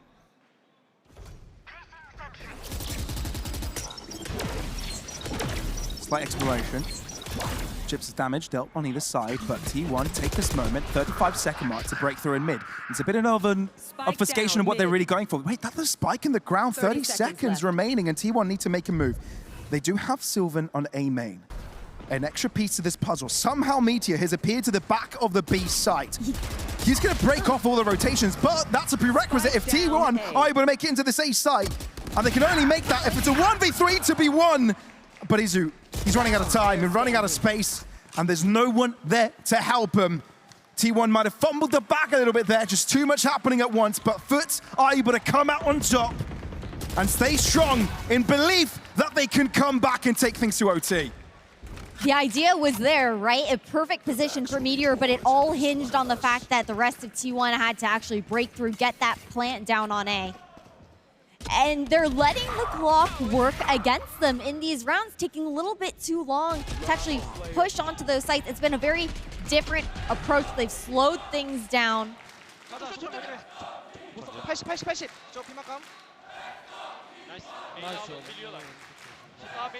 Final timeout to be called here, Pavlos.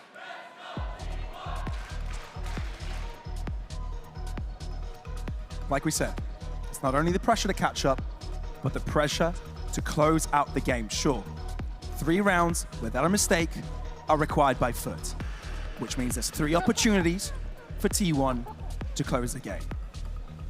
But the sooner you do it, the better you feel. Yeah. The longer you let it go and have the idea that FUT are coming back, the sooner overtime comes in your head. That's when mistakes start to happen more often and more often. You just got to think about it 1 round at a time, right? That's the big thing that all these players end up saying, right? The coaches as well. Check up on that fan. There's a help sign. Is everything all right? Hope you guys are having a lovely time.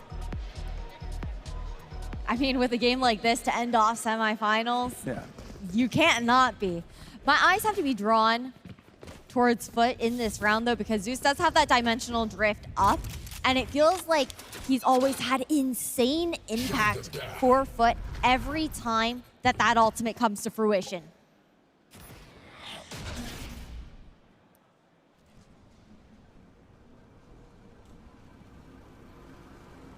Well, simple game plan for T1. It's an A split.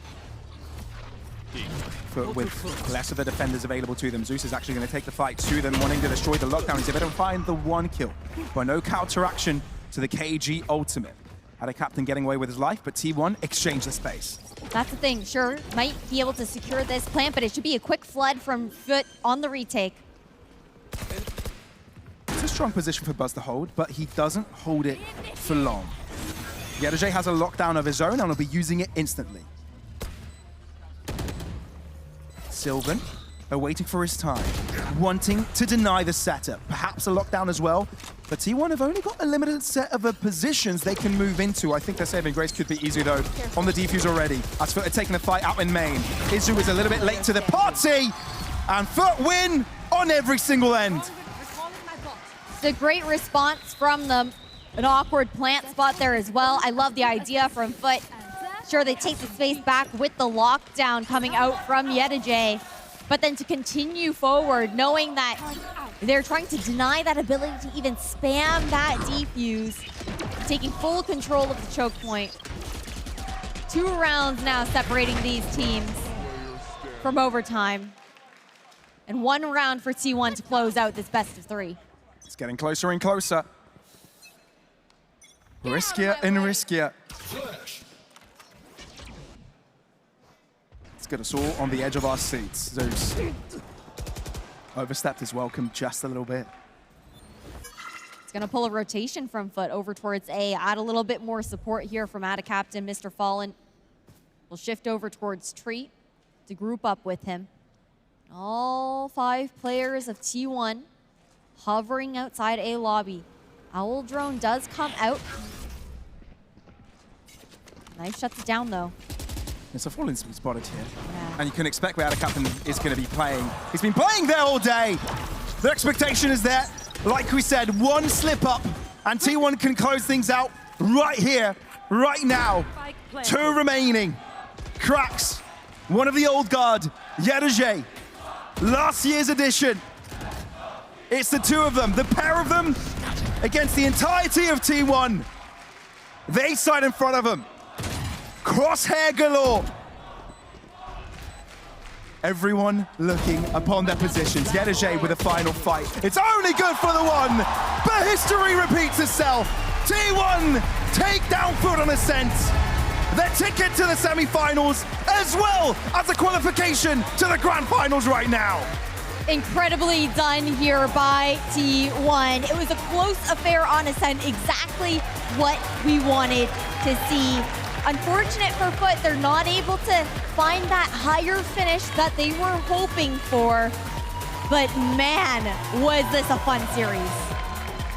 The super team shows their superpowers in this semi-final, cementing their place in our Red Bull Homeground 2024 Grand Final. What a series it was that gave us the answer we